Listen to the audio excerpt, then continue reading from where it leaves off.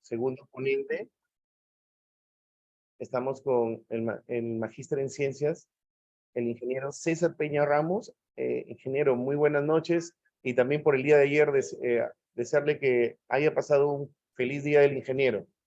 ¿Cómo está, ingeniero? Muy buenas noches. Un gusto saludarlo a nombre del capítulo de Ingeniería Mecánica Eléctrica del Consejo Departamental de Lambayeque.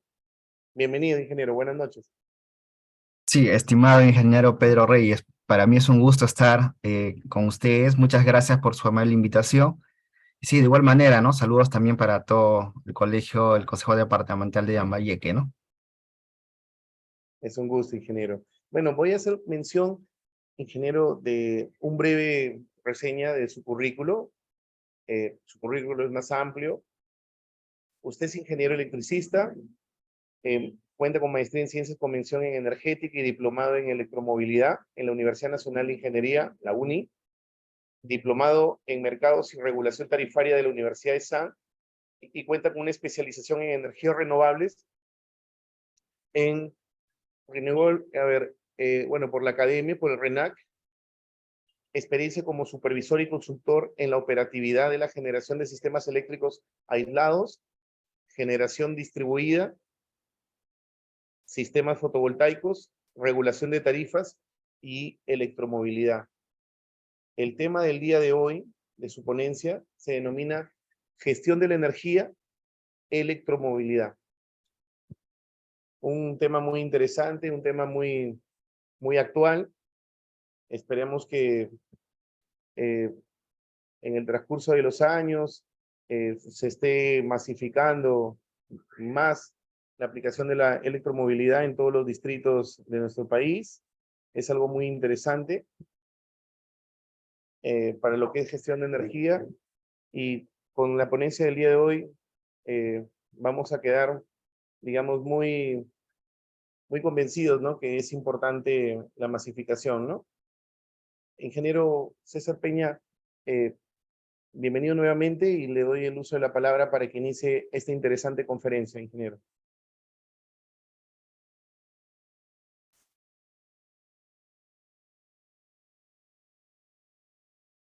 Sí, nuevamente, ingeniero Pedro Reyes, muy agradecido por la amable invitación. Gracias también al Colegio de Ingenieros del Perú, en este caso el Consejo Departamental de Lambayeque, por la amable invitación. Sí, efectivamente, el tema que voy a exponer, un poco hacerles una especie de estado situacional, es respecto a la electromovilidad. Entonces, mientras voy, puedo compartir ya la presentación mientras voy, este, Sí, correcto. a ver, por favor. Me brindan un segundo, por favor. No es. Por ahí le da los saludos nuestro colega, el ingeniero César Arturo Damián Arbañil. Sí, claro, ¿qué tal? Mucho gusto, sí, el ingeniero. Hemos sido compañeros en el Diplomado de Energías Renovables, ¿no? Muy gratos recuerdos con él. Él ha sido parte de los trabajos en grupos que hacíamos, ¿no? Sí, justo en su vivienda nos ha invitado a ver el proyecto que ha instalado los paneles. La verdad que muy interesante, y felicitarlo al ingeniero, ¿no? Por la cultura energética, ¿no? En su vivienda tiene unos paneles solares que ya vienen funcionando, y la verdad que sí me explicó que era aplicación del diplomado que llevaron en Lima, ¿no? En la UNI. Sí, precisamente, sí, eso es realmente un punto que nosotros debemos, digamos, dinamizar y, digamos, concientizar, ¿no? La idea es que no solamente llevemos un curso de capacitación en la especialidad que uno escoja, sino que ponga en práctica, ¿no? Porque básicamente en esta puesta en práctica es donde uno encuentra más detalles, más conocimiento que solamente verlo en la teoría o aplicarlo en un Excel. Ahí César tranquilamente es consciente de que en la aplicación hemos encontrado varios temas que no lo preveíamos en el planteamiento teórico. Ya sobre la marcha hemos tenido que este, adecuar algunos equipos, ¿no? Sobre todo, entonces eso es bastante interesante, ¿no? Entonces eso es una bonita recomendación. Eso es parte de las lecciones aprendidas, ¿no? Lecciones aprendidas de poner en práctica lo que uno obtiene como conocimiento en las aulas, ¿no? En este caso, y eso es bastante recomendable. Qué bueno, un gusto, excelente. Ya, ahora sí, sí, ya lo tengo. Muchas gracias.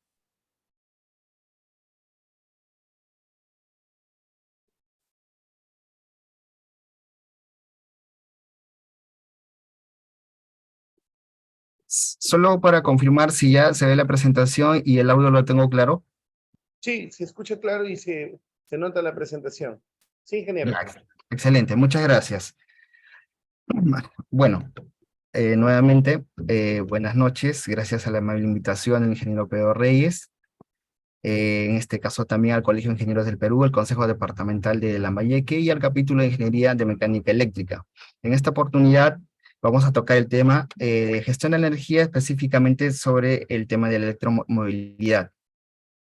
Para este caso, entiendo que tengo exactamente una hora, bueno, eso es lo que me han programado, entonces voy a tratar de cumplir estos 6 temas, ¿no? Que me parece que sería interesante poder llegar a la mayoría de ellos y efectivamente es parte de esta exposición llegar a todos, a cumplir todos, ¿no?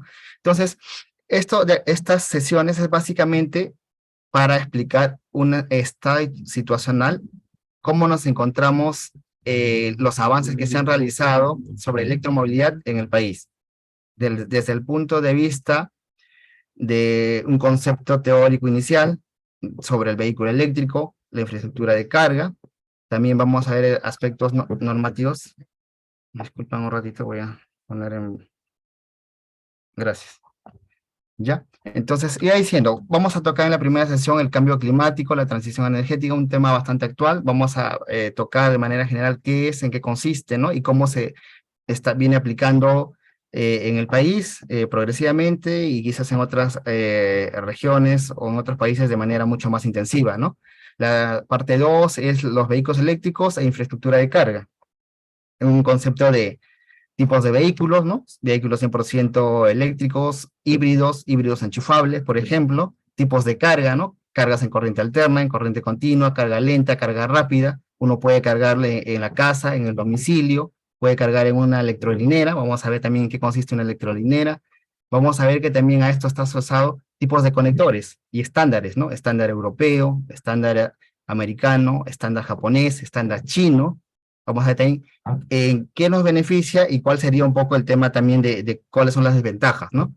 Se va a ver también en la sección 3 aspectos normativos y regulatorios, básicamente los que se van desarrollando en el país, pero también vamos a tocar digamos, un cuadro comparativo sobre lo que han desarrollado otros países en la región, por ejemplo, Colombia y Chile, que nos llevan bastante ventaja sobre el tema de electromovilidad.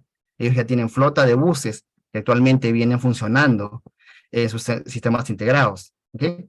Y también otro cuadro comparativo respecto a los países donde el grado de penetración de la electromovilidad es mucho mayor e intensiva. Generalmente los países europeos o los países de la parte nórdica, ¿no? Noruega, Holanda, por ejemplo, ¿no? Vamos a ver qué aspectos regulatorios han desarrollado y les ha permitido llegar a este porcentaje, ¿no? También vamos a ver un poco de estadística, ¿no? Vamos a ver cuántos vehículos tenemos en el país, cuántas estaciones de carga, cuántos buses eléctricos tenemos, qué marcas, qué tipos, un overview de manera rápida. Y finalmente, en el capítulo 5 vamos a ver algunos pilotos y proyectos que se han desarrollado. Algunos pilotos también incluyen a la región Lambayeque, ¿no? Específicamente en esa se hizo hace un par de años un piloto sobre sobre la adquisición de unas van para el tema de distribución, pero ya lo vamos a comentar. Y también sobre los buses y la infraestructura de carga asociada. Y finalmente, en el capítulo 6 vamos a ver un evento que se va a desarrollar en el segundo semestre de este año, que es el Emotion City 2023, un evento de gran magnitud, que son 5 días, que va a incluir diferentes puntos, que los vamos a detallar, y hay un concurso, un premio de ADIE Perú, que efectivamente es esto, ¿no? Va a premiar las iniciativas que tengan profesionales, ¿no? Tanto de posgrado como de pregrado, que presenten proyectos, ¿no? Sobre vehículos eléctricos o infraestructura de carga, ¿correcto? Entonces vamos entrando ya a contexto para ver. Sesión 1, cambio climático, transición energética y carbono neutralidad. Primero veamos conceptos básicos a la hora de desarrollar el tema. para ver ya la parte un poco más técnica, podemos tener, digamos, el respaldo necesario, ¿no? Entonces, ¿qué es el cambio climático? El cambio climático, permítanme, voy a activar el marcador. Correcto. El cambio climático, este de acá, es la variación del estado del clima atribuido directa o indirectamente a la actividad humana, que altera el cambio de la composición de la atmósfera, ¿no? Básicamente esto viene desde la época de la Revolución Industrial, ¿no? En donde ya se empiezan a hacer la producción en cadena, ¿no? Hay una línea de producción. Ahora veamos cuál es la causa principal de este cambio climático. El gráfico es bastante ejemplificador. Esto se produce a raíz del llamado efecto invernadero. Ahora, ¿cuál es el tema de este efecto invernadero? Que en condiciones normales, acá, en condiciones normales, permite la vida del planeta. Es decir, a una temperatura adecuada es lo que finalmente permite el desarrollo de la vida en el planeta, ¿no? Pero si pasamos los límites máximos, hacemos que el planeta supere estos límites de temperatura, lo cuales son perjudiciales, ¿no? Para el planeta, para el normal desarrollo de la vida en el planeta. Ahora vemos cuáles son los gases de efecto invernadero. Estos de acá. En la atmósfera, los gases principales de los gases de efecto invernadero son, primero, el vapor de agua, el dióxido de carbono, el óxido nitroso, el metano y también el ozono. El tema en este caso, vamos a identificar qué gas de efecto invernadero, de estos que hemos mencionado, de todo este conjunto, cuál de ellos es el principal causante del cambio climático, de esto que mencionamos, ¿no? De acá, de esta alteración. Y encontramos que el dióxido de carbono, conocido como CO2, proviene del consumo, del consumo de combustibles fósiles, básicamente, ¿no? Combustibles fósiles básicamente por la industria, ¿no? Por la industria, las mineras, las centrales térmicas, ¿no? Que utilizan gas, petróleo, carbón, por ejemplo, y algunas otras actividades propios del desarrollo humano, ¿no? Acá lo dice, ¿no? Combustibles fósiles para la producción de energía y la quema de la biomasa por el cambio del uso de suelos, ¿no? Es decir, la deforestación. Ahora, ¿cuáles son estos efectos del cambio climático? Y si uno quiere ver claramente esto, y ojo que son cosas que nosotros ya los podemos percibir, basta prender el televisor, ver las redes sociales, y vemos dos cosas bastante diferenciadas, ¿no? Vemos que por un lado tenemos un montón de lluvias, quizás más de lo previstas, que provocan inundaciones, por un lado, y por otro lado tenemos por contraparte escasez de lluvia, lo que provoca que los terrenos se vuelvan áridos y lo que ocasiona también que no haya producciones de siembras anuales, por ejemplo. Entonces, estos son los principales efectos del cambio, de este cambio climático. ¿Ya? Acá nos mencionan, por ejemplo, el cambio de temperatura, el cambio de la precipitación global, lo que mencionamos, el derretimiento de los glaciales incrementa gradualmente el nivel del mar. Tanto así que se prevé que en algunos años, por ejemplo, los países que están en zonas de depresión, es decir, por debajo del nivel del mar, van a sufrir inundaciones graves, ¿no? Entonces, eso es lo que se ve de acuerdo a los estudios que nos proporcionan estas revistas o consultoras que están especializadas en cambio climático, ¿no? También tenemos, como se mencionó, la escasez del agua, y bueno, los cambios en el área de producción de cultivo, ¿no? Lo que se mencionó. Ahora, ¿cuál es la respuesta del Perú al cambio climático, ¿no? Evidentemente, si es un problema que nos atañe, que nos involucra, el Perú necesariamente tiene que tomar acción en esto, ¿no? Entonces, todo parte, por ejemplo, del Acuerdo de París, de la COP21 del 2015, que es una respuesta, ojo, esto es una respuesta internacional, ¿no? Es una respuesta internacional vinculante. ¿Cuál es el objetivo de este acuerdo? Contener el calentamiento global, limitando las emisiones de gases de efecto invernadero. Entonces, ahora, ¿cuál es el porcentaje de esta limitación? Eso está en función a la realidad de cada país.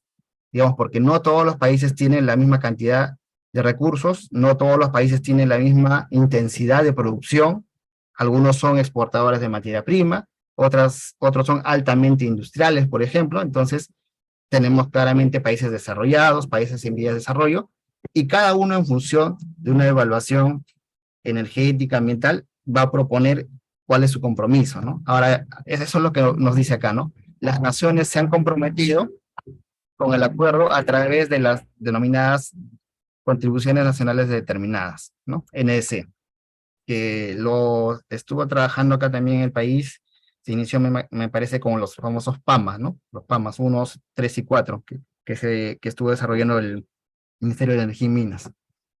Ahora, ¿cuál es la estrategia del Perú, no?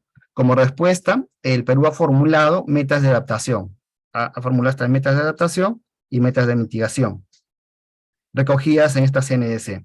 Entonces, inicialmente el Perú tenía un compromiso de reducir el 20% de gases de efecto invernadero al 2030, más un 10% condicionado al apoyo de la cooperación internacional. El Perú, el 2020, si no me equivoco, actualizó este compromiso. Entonces, incrementó esta valla, incrementó al 30% la reducción al 2030, más un 10% de condicionado al apoyo de la cooperación internacional, teniendo un incremento total del 40%, ¿no? Ahora, digamos, esta meta de adaptación, en el caso de nosotros, está direccionado al tema de la energía y al transporte, ¿no? Vamos a ver que en el tema de la energía, básicamente de la generación con recursos renovables, está relacionado con los vehículos eléctricos, ¿no?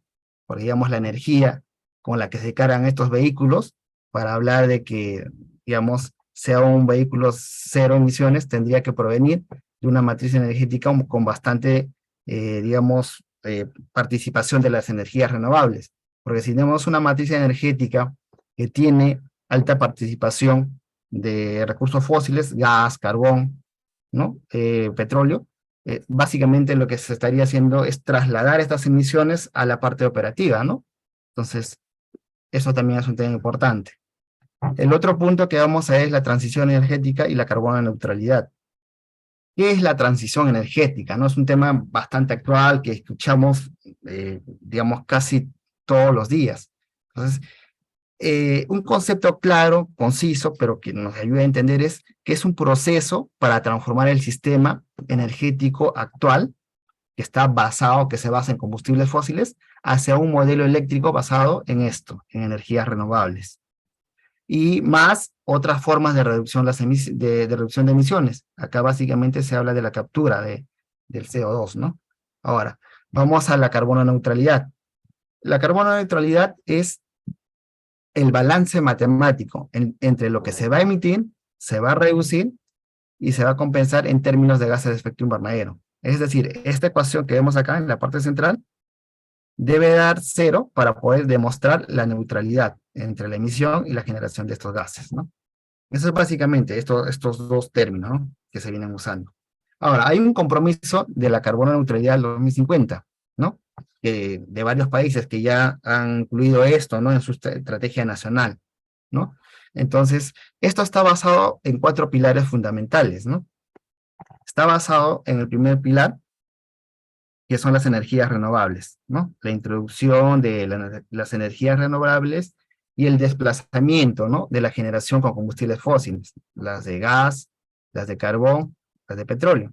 Ahora, este desplazamiento obviamente tiene que ser progresivo, porque ningún cambio va a ser radical, todo tiene que ser progresivo, y más aún en una matriz energética donde la participación de energía renovable como la nuestra todavía es bastante incipiente, ¿no? Tenemos la participación actual alrededor del 5%, ¿no?, de total. Un tema importante a considerar en esta introducción gradual de las energías renovables, porque la participación tendría que ser gradual, básicamente por temas de estabilidad, es la operación flexible de los sistemas, ¿no?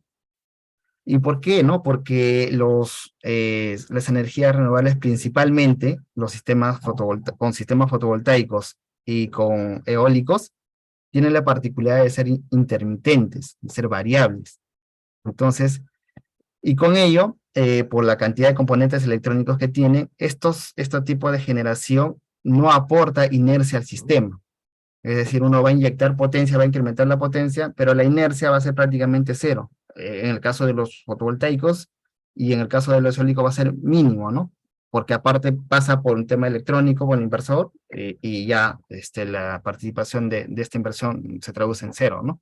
Entonces, vas a incrementar la potencia, pero la inercia se va a mantener, entonces eso va a ocasionar la inestabilidad del sistema, ¿no? El segundo pilar, para ir avanzando, es la eficiencia energética. Entonces, la eficiencia energética es básicamente, digamos, producir los mismos bienes, hacer la misma producción, pero con menos recursos, ¿no?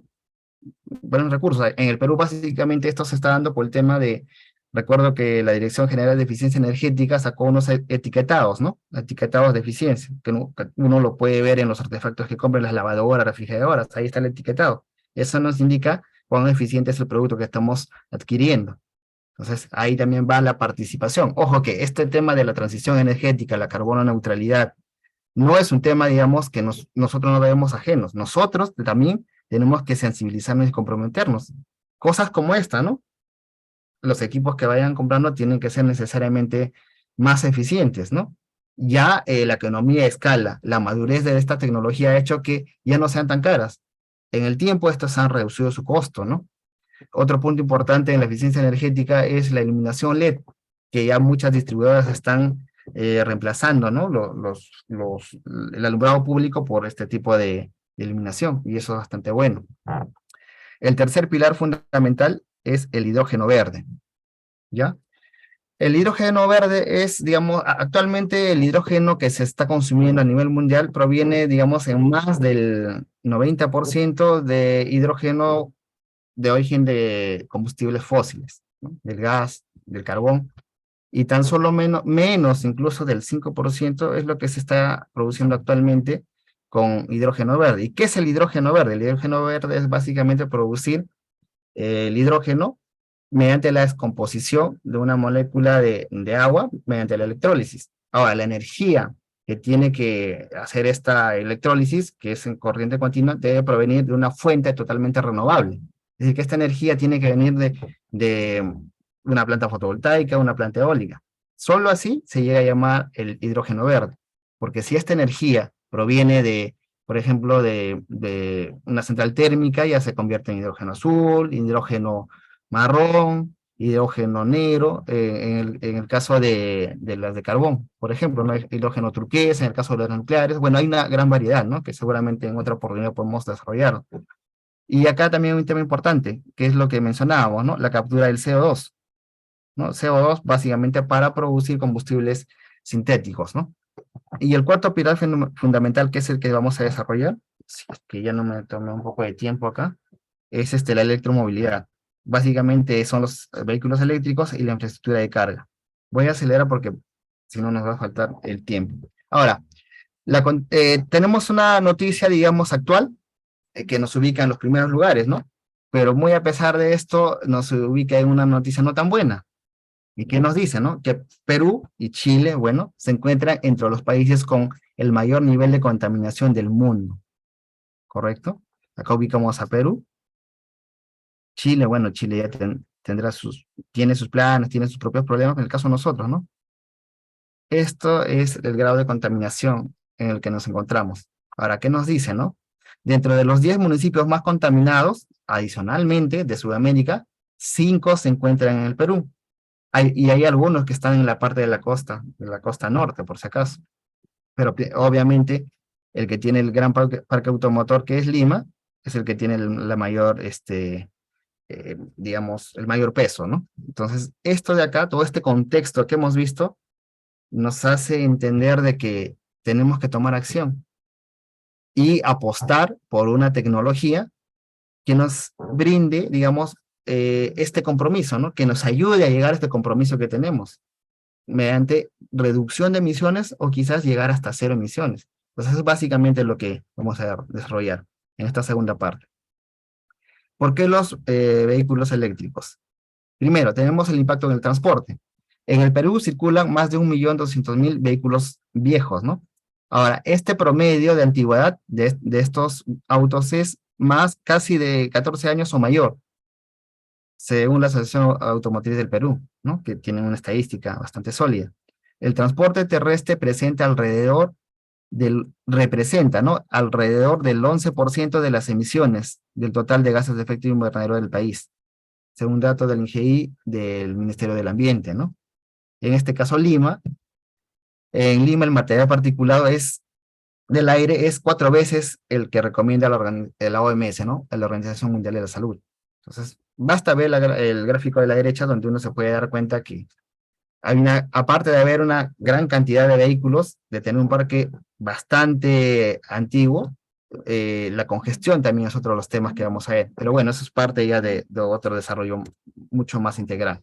El segundo impacto, alrededor de 1.600 entre Lima y Callao y 4.000 a nivel nacional, son las muertes que se atribuyen a los niveles de material particulado de la ciudad, según un reporte del MINAM, ¿no? O sea, básicamente por enfermedades cardiorrespiratorias, ¿no? Entonces, estos carros antiguos emiten gran cantidad de estos gases, precisamente por la antigüedad y porque hacen una combustión incompleta, ¿no? Entonces, son ineficientes. Entonces, Lima es una de las ciudades más contaminadas de América Latina, ya lo vimos, ¿no? En el gráfico anterior.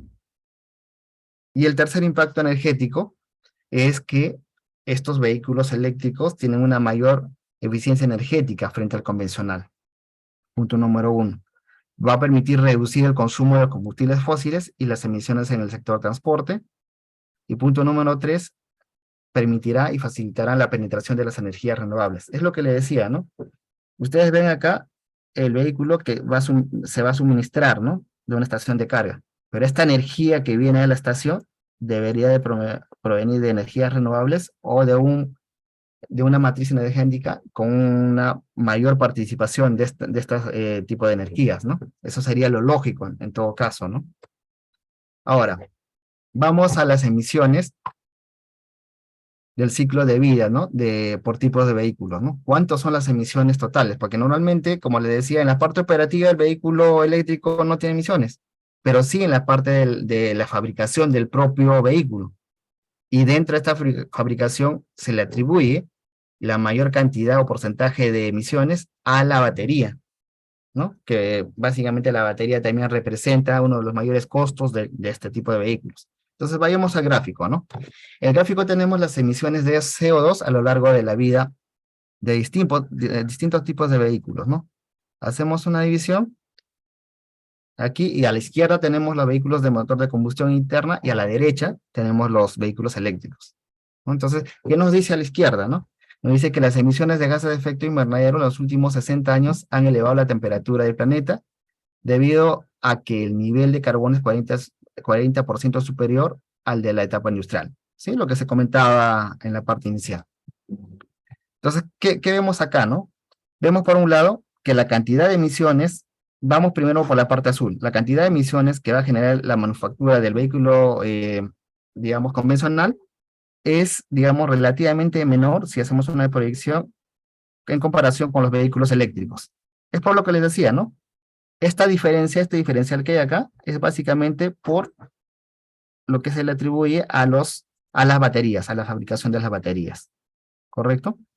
Entonces, pero aún así, si nosotros nos vamos solamente a esa parte y no evaluamos todo el ciclo de vida, podríamos pensar, oye, al final esos gases de efecto invernadero produce el vehículo eléctrico, pero tenemos que también evaluar la parte operativa. Y eso es lo que le decía, ¿no? Acá vemos ahora el tipo de fuente de energía. Estos de acá, los de combustión interna, utilizan gasolina.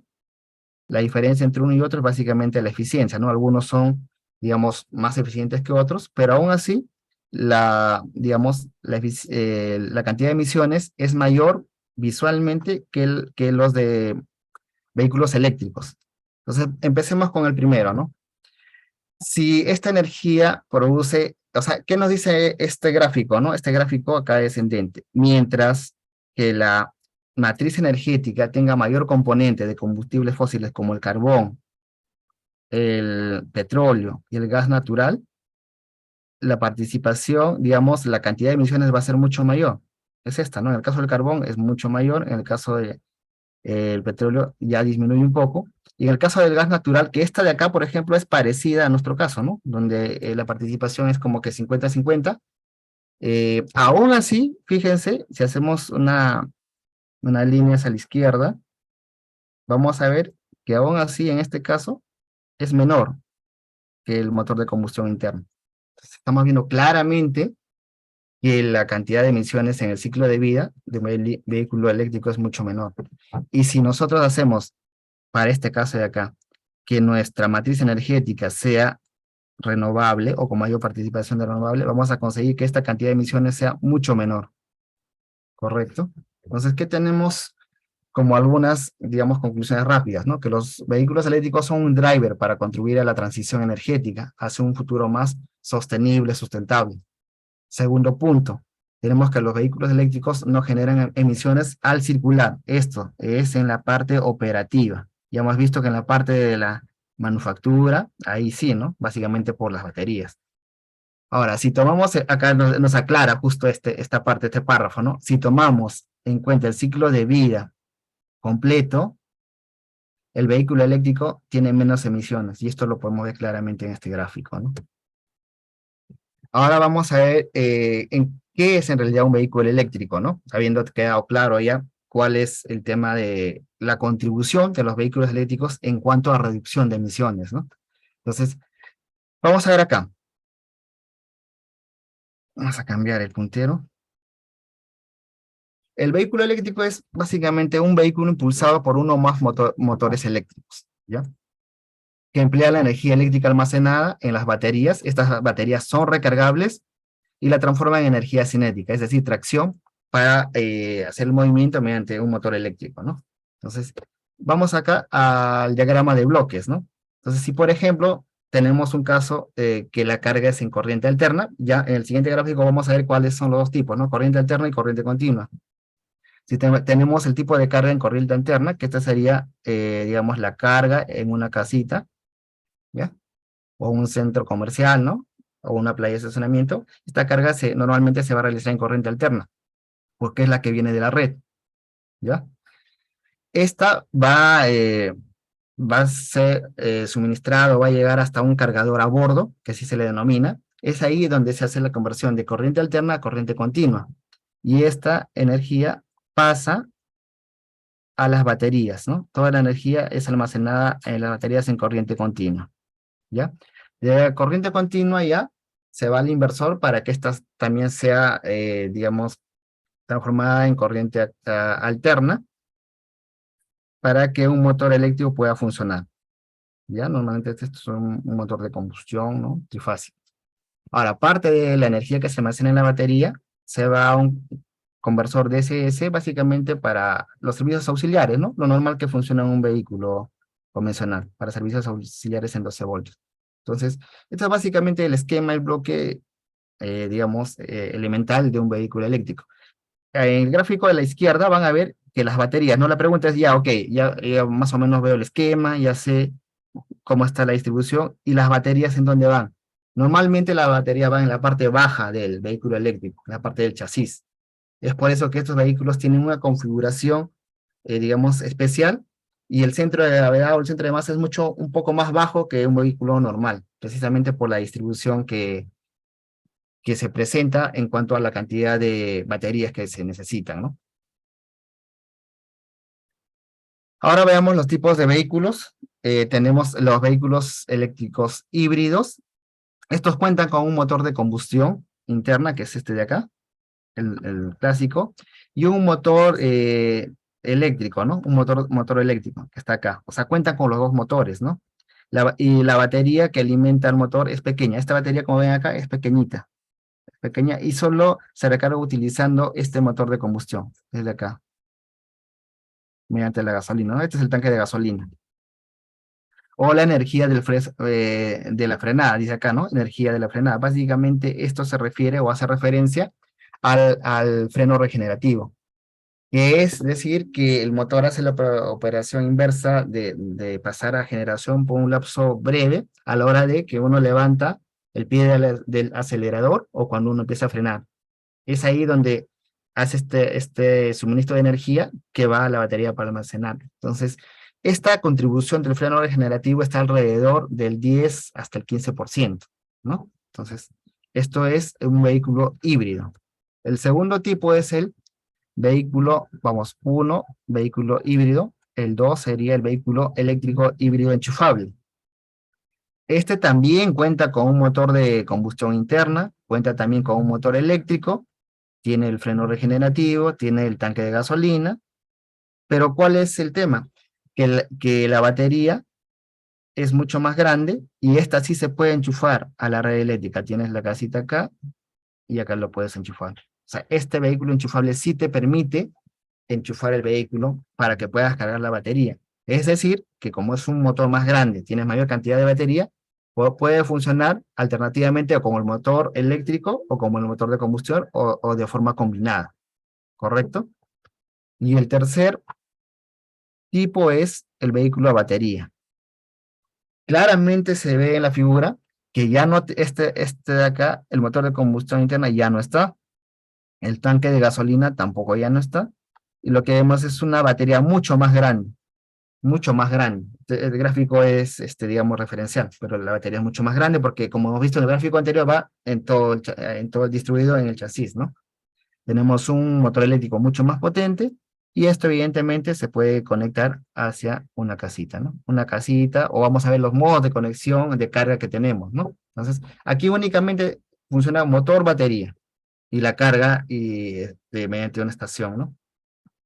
Esto. O, como habíamos visto, en este tipo de vehículos 100% eléctrico no tienen ningún tipo de emisiones en la parte de operación. Eso que quede claro. El tercer, este slide nos muestra los tipos de conectores para la recarga. Ok, ya está bien. Ya. Entonces, ¿qué es el conector, no? Esta palabra que de repente nos puede sonar relativamente nueva, pero básicamente el enchufe, ¿no? Por el que la corriente de nuestro vehículo, la corriente llega a nuestro vehículo para que ésta pueda recargar a la batería. Ese es un conector. Ahora, sí es cierto que existen diferentes tipos, formas, tamaños.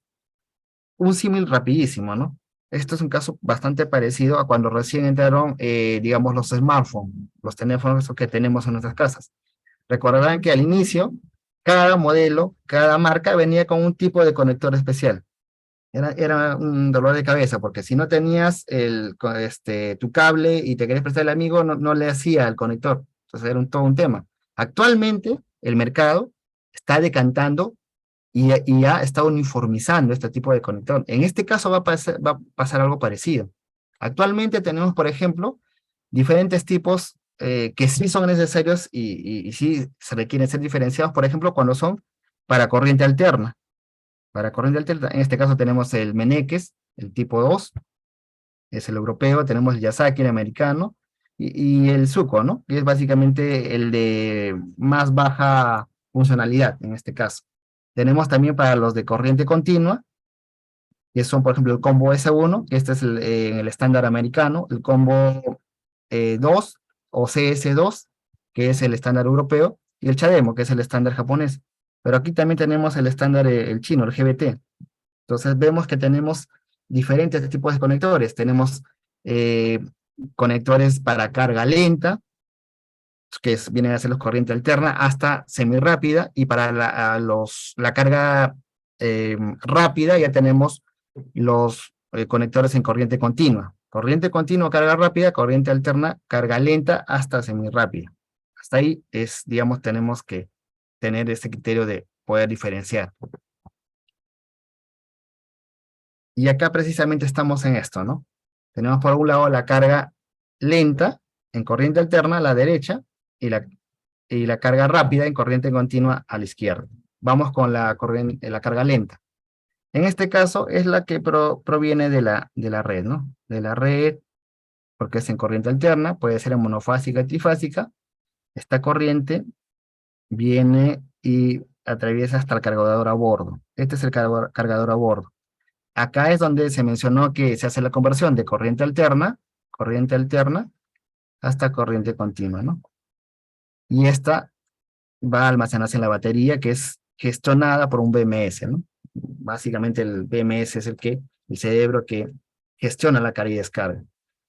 En el caso de la corriente continua o carga rápida, esta, digamos, proviene, digamos, son, digamos, unos equipos de mayor potencia, de mayor intensidad también, ¿no? Entonces, la diferencia es que para esta carga rápida ya no esta no va a pasar por un cargador a bordo.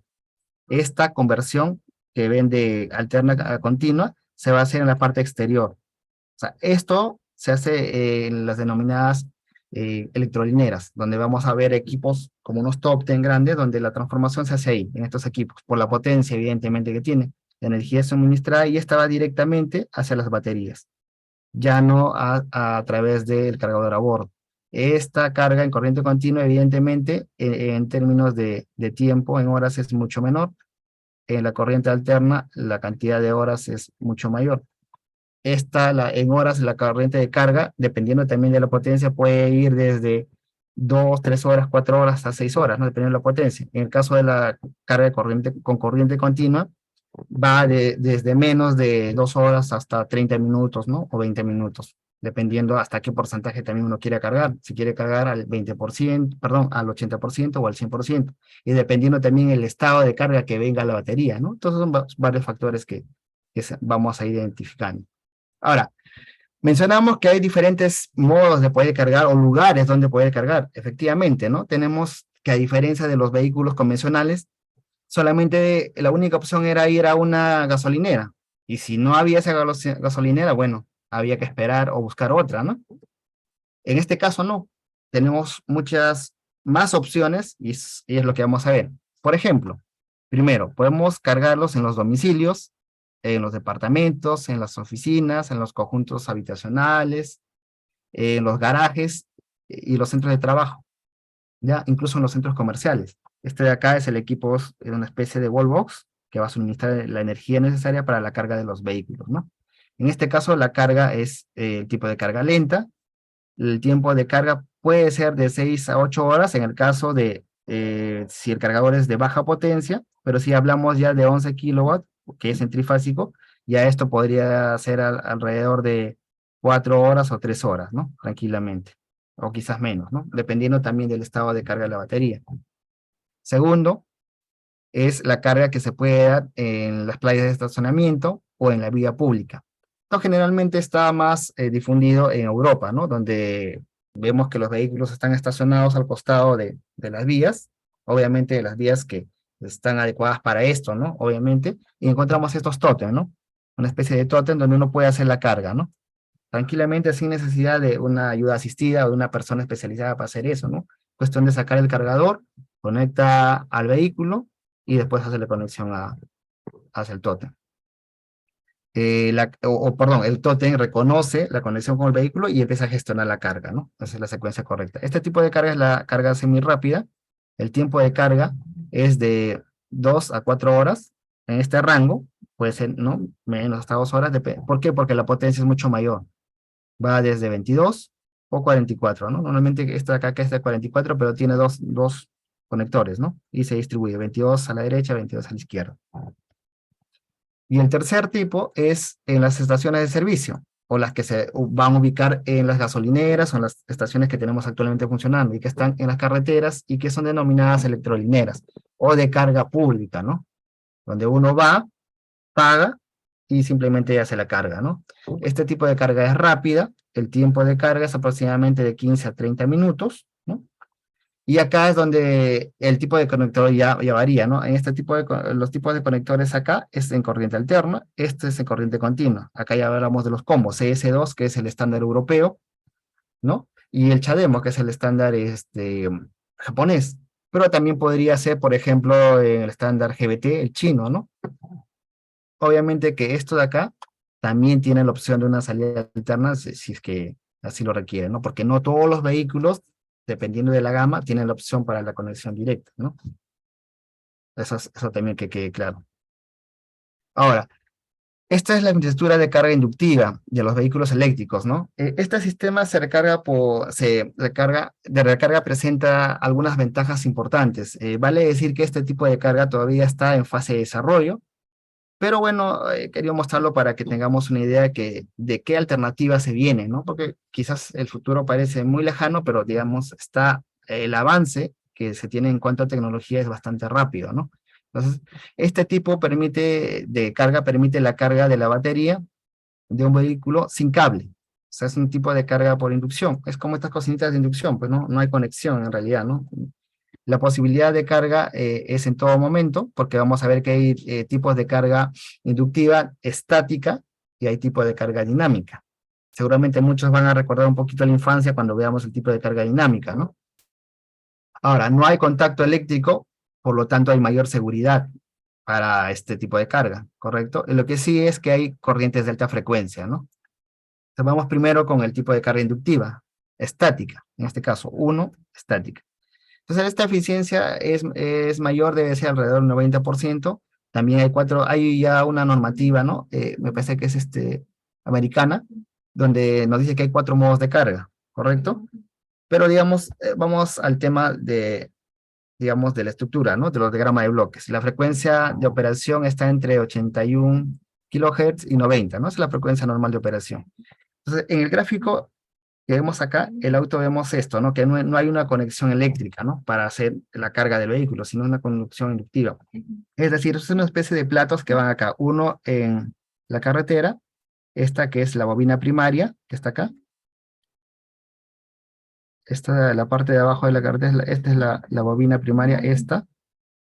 Y la otra, que es la bobina secundaria, que es esta, ¿no? Que es esta, igual, va a suministrar finalmente la corriente, la tensión primero por inducción, después la corriente para la carga de esta batería. Este gráfico acá nos muestra un poco esto, ¿no? Esta es la bobina primaria y la bobina secundaria que está en la base inferior del vehículo, ¿no? Entonces, basta solamente con ubicar el vehículo encima de una distancia adecuada, ¿no? De estas bobinas para que se empiece a gestionar la carga. Evidentemente esto se hace con unos smartphones o los celulares, ¿no? Tenemos la recarga inductiva, donde la eficiencia también debe ser mayor a 90. ¿Y qué es la recarga inductiva? Es básicamente hacer la carga, pero cuando uno no tiene que estacionarse. Es decir, que uno puede seguir conduciendo y la recarga se va a generar. Está de acá, ¿no? O sea, simplemente el vehículo pasa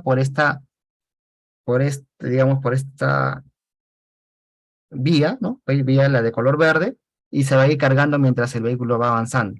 ¿Por qué? Porque en la parte de abajo, como vemos en la foto inferior, están las bobinas, ¿no? Las bobinas primarias. El vehículo siempre va a tener la bobina secundaria en la parte de abajo.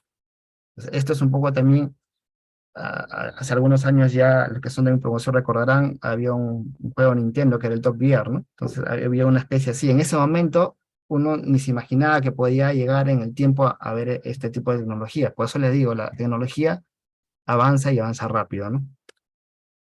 El otro tipo de carga es la infraestructura de carga para buses eléctricos.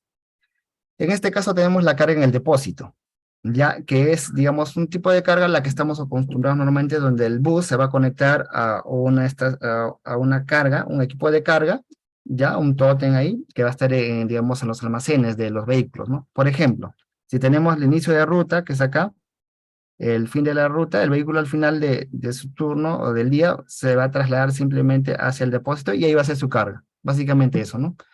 Como es una flota grande, la carga tampoco no tiene que ser muy larga, puede ser de media hora, 1 hora, ¿no? En ese rango.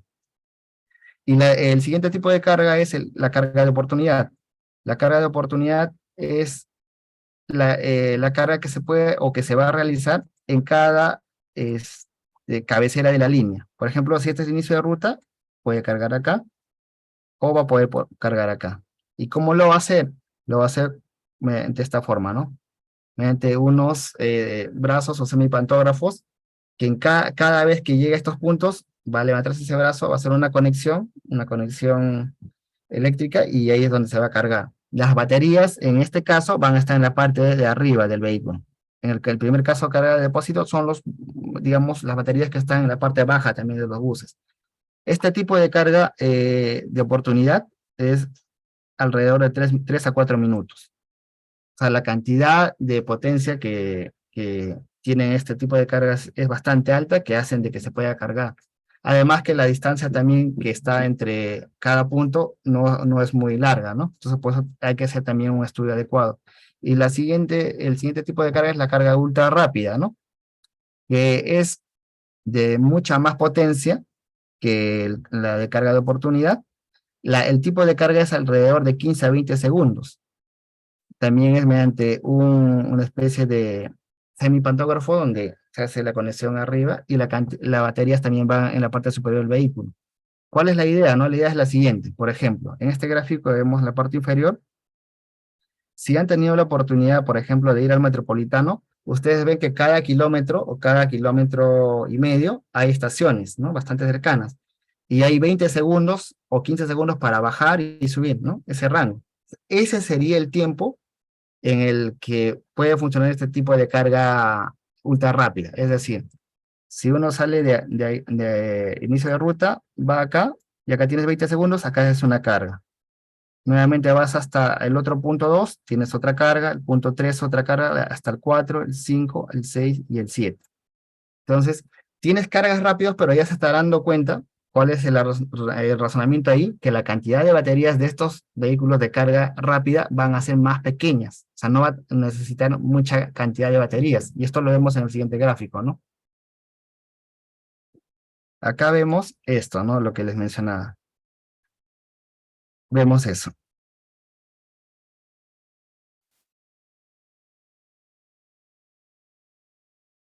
Ya, por ejemplo, este es el tipo de carga en el depósito. Como es una carga, digamos, para todo un día, para toda la jornada del día, la cantidad de baterías que va a necesitar es mucho más grande. Digamos, es el tipo de vehículo convencional, si se le puede llamar así, eléctrico, pero el otro tipo que es el de semipantógrafo es el de carga de oportunidad, donde ya vemos que puede cargar inicio de ruta o al final de la ruta y la cantidad de baterías se reduce.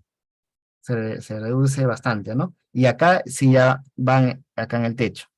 En el primer caso van acá en la parte de abajo. Y el último caso es la carga rápida. Este tipo de carga donde hablábamos de 30 segundos, perdón, de 20 a 15 segundos, que es en cada punto, tipo el metropolitano, ¿correcto? Para aprovechar las subidas y bajadas. Como estas distancias son cortas y la carga es en cada punto, no necesita gran cantidad de batería, ¿no? Entonces, ¿cuál es otra variable que entra a jugar acá? Al necesitar menor cantidad de baterías, el costo del bus es mucho menor, ¿no? Es mucho menor. En este caso, el costo por la cantidad de baterías que tiene es mucho más alto. Entonces, es un tema de hacer un estudio adecuado de acuerdo a la necesidad y a la tecnología que se pretende usar, ¿no? Ahora, otro punto importante aquí es el, el costo de las baterías. Se mencionó que el costo de las baterías de un vehículo eléctrico representa el 40% del costo total, ¿correcto?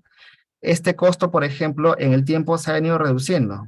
Tenemos que, por ejemplo, en el año 2010, digamos, el costo era de $1,100 el kilo hora. O sea, un poco más arriba acá, en 2010. Acá arriba, 2010 acá abajo.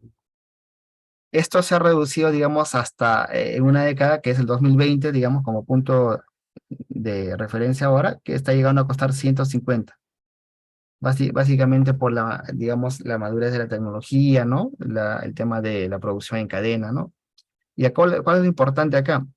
Que al reducirse el costo de las baterías, el costo del vehículo, por consiguiente, también se va a reducir y va a ser mucho más accesible para que se pueda adquirir. Hay un término que se denomina el punto de equilibrio, ¿no? Es el punto donde un vehículo convencional con las mismas características va a costar lo mismo que un vehículo eléctrico, ¿no? Entonces, en ese momento va a ser indiferente comprar uno u otro y evidentemente la compra iría por los vehículos eléctricos. Actualmente, como les digo, el costo está entre un 20% a 40% más de un vehículo de las mismas prestaciones. Otro punto importante acá es la refrigeración del pack de baterías, ¿no? Esto lo realiza un BTMS, ¿no? Que básicamente considera el tema térmico, ¿no? Del calentamiento de estas baterías, ¿no? Cuyo rango de funcionamiento para el tipo de las celdas de ion litio nos dice que debe estar entre 15 y 40 grados. Esa es la ventana que tiene para funcionar, ¿no? Entonces, los fabricantes limitan este funcionamiento en este rango. Y de no sobrepasar sobre una diferencia de 3 o 4 grados en el interior del pack. sea, por ejemplo, si esto es el pack, entre un extremo, este de acá, y el de verde, y el rojo, no debe haber esta diferencia. ¿Por qué? Porque si no, ahí entra a actuar este BMS y simplemente hace un bypass en esta sección de la celda y hasta que recupere, digamos, la ventana de funcionamiento en cuanto a temperatura, ¿no? Y esto también, el gráfico podemos ver que las baterías se encuentran en la parte inferior, ¿no? En la parte inferior del vehículo, ¿no? Acá nos muestra claramente que esta es la distribución. Para el caso de este es un vehículo de Tesla, modelo S, Tesla S, vemos que el tamaño de las baterías de litio son un poquito más grandes que de las pilas de AA, que es la que utilizamos para el control de la casa. Estas están agrupadas en módulos, y estos módulos ya en packs, que van acá 16 packs, ¿no? En total del vehículo, ¿no? Eh, Ingeniero Pedro, una consulta, ¿cuánto tiempo más dispongo para poder Ingeniero, no, seguir? normal, sí, hasta el final, sus presentaciones que ha diseñado, no se preocupe. Ah, ya, correcto, gracias, ok. Entonces seguimos. Otra diferencia importante que encontramos con este cambio de tecnología es que el tema de, digamos, de las especialidades involucradas a esta tecnología. En uno convencional veíamos que la mecánica, la participación de esta especialidad era, digamos, la que tenía mayor peso. Después estaba la eléctrica y de ahí venía la parte química por las baterías, un poco de electrónica, ¿no? Antiguamente los vehículos no necesitaban mucho de esto, ¿no? Actualmente ya con un bus eléctrico o vehículo eléctrico que tiene la misma tecnología, esto se ha invertido, ¿no? Vemos que la parte de la participación mecánica se ha reducido, la parte de eléctrica se ha incrementado por el tema de los circuitos, el tema del motor eléctrico, ¿no? Y la parte electrónica también ha crecido, ¿no? La electrónica, la parte de sistemas de computación. Entonces, ¿esto qué nos quiere transmitir, ¿no? ¿Cuál es el fondo de esto? Que nosotros como profesionales también tenemos que estar a la par de este cambio, esta transición, no solo energética, transición de especialidades. Nosotros también tenemos que ir viendo cuáles son las tecnologías que están entrando actualmente. Hablamos de la electromovilidad, pero también se viene por otro lado otra ola más grande o de igual dimensión, que es el hidrógeno verde. Entonces, otro punto también con el cual tenemos que ir nosotros sumando capacidades como profesionales, ¿no? Ay, ya, qué bonito. Ahora, vemos que en este caso, en este escenario, que se promueve la industria, en este caso, de mayor demanda en la parte minera. ¿Por qué? Porque el vehículo eléctrico necesita un elemento que es el cobre, de 4 a 3 veces más que un vehículo convencional. Eso va a favorecer, digamos, al Perú, porque Perú, después de Chile, es el segundo productor a nivel mundial de cobre. Entonces, en ese escenario va a haber una mayor, digamos, producción. Pero el tema también va por no solamente seguir como meros importadores de materia prima, hay que darle un valor agregado a esa producción, digamos, a industrializar los diversos procesos para que ya, digamos, no tenga que irse la materia prima, sino que algunos componentes podemos nosotros hacerlos en el país, ¿no? Otro punto importante es el litio, ¿no? La fabricación de las baterías, como se mencionó, que es el 20, el 40% del costo del vehículo, ¿no? El tema de los yacimientos de litio, digamos, es un tema que todavía, al menos yo lo veo como un tema de esperar a los estudios técnicos que se están haciendo, ¿no? Porque en el tema de litio hay un tema importante que es la pureza digamos, de estos yacimientos. Entonces, en eso un poco está la diferencia en cuanto a que sea la rentabilidad de la explotación o no, ¿no? Entonces, eso por el momento vamos a dejarlo ahí.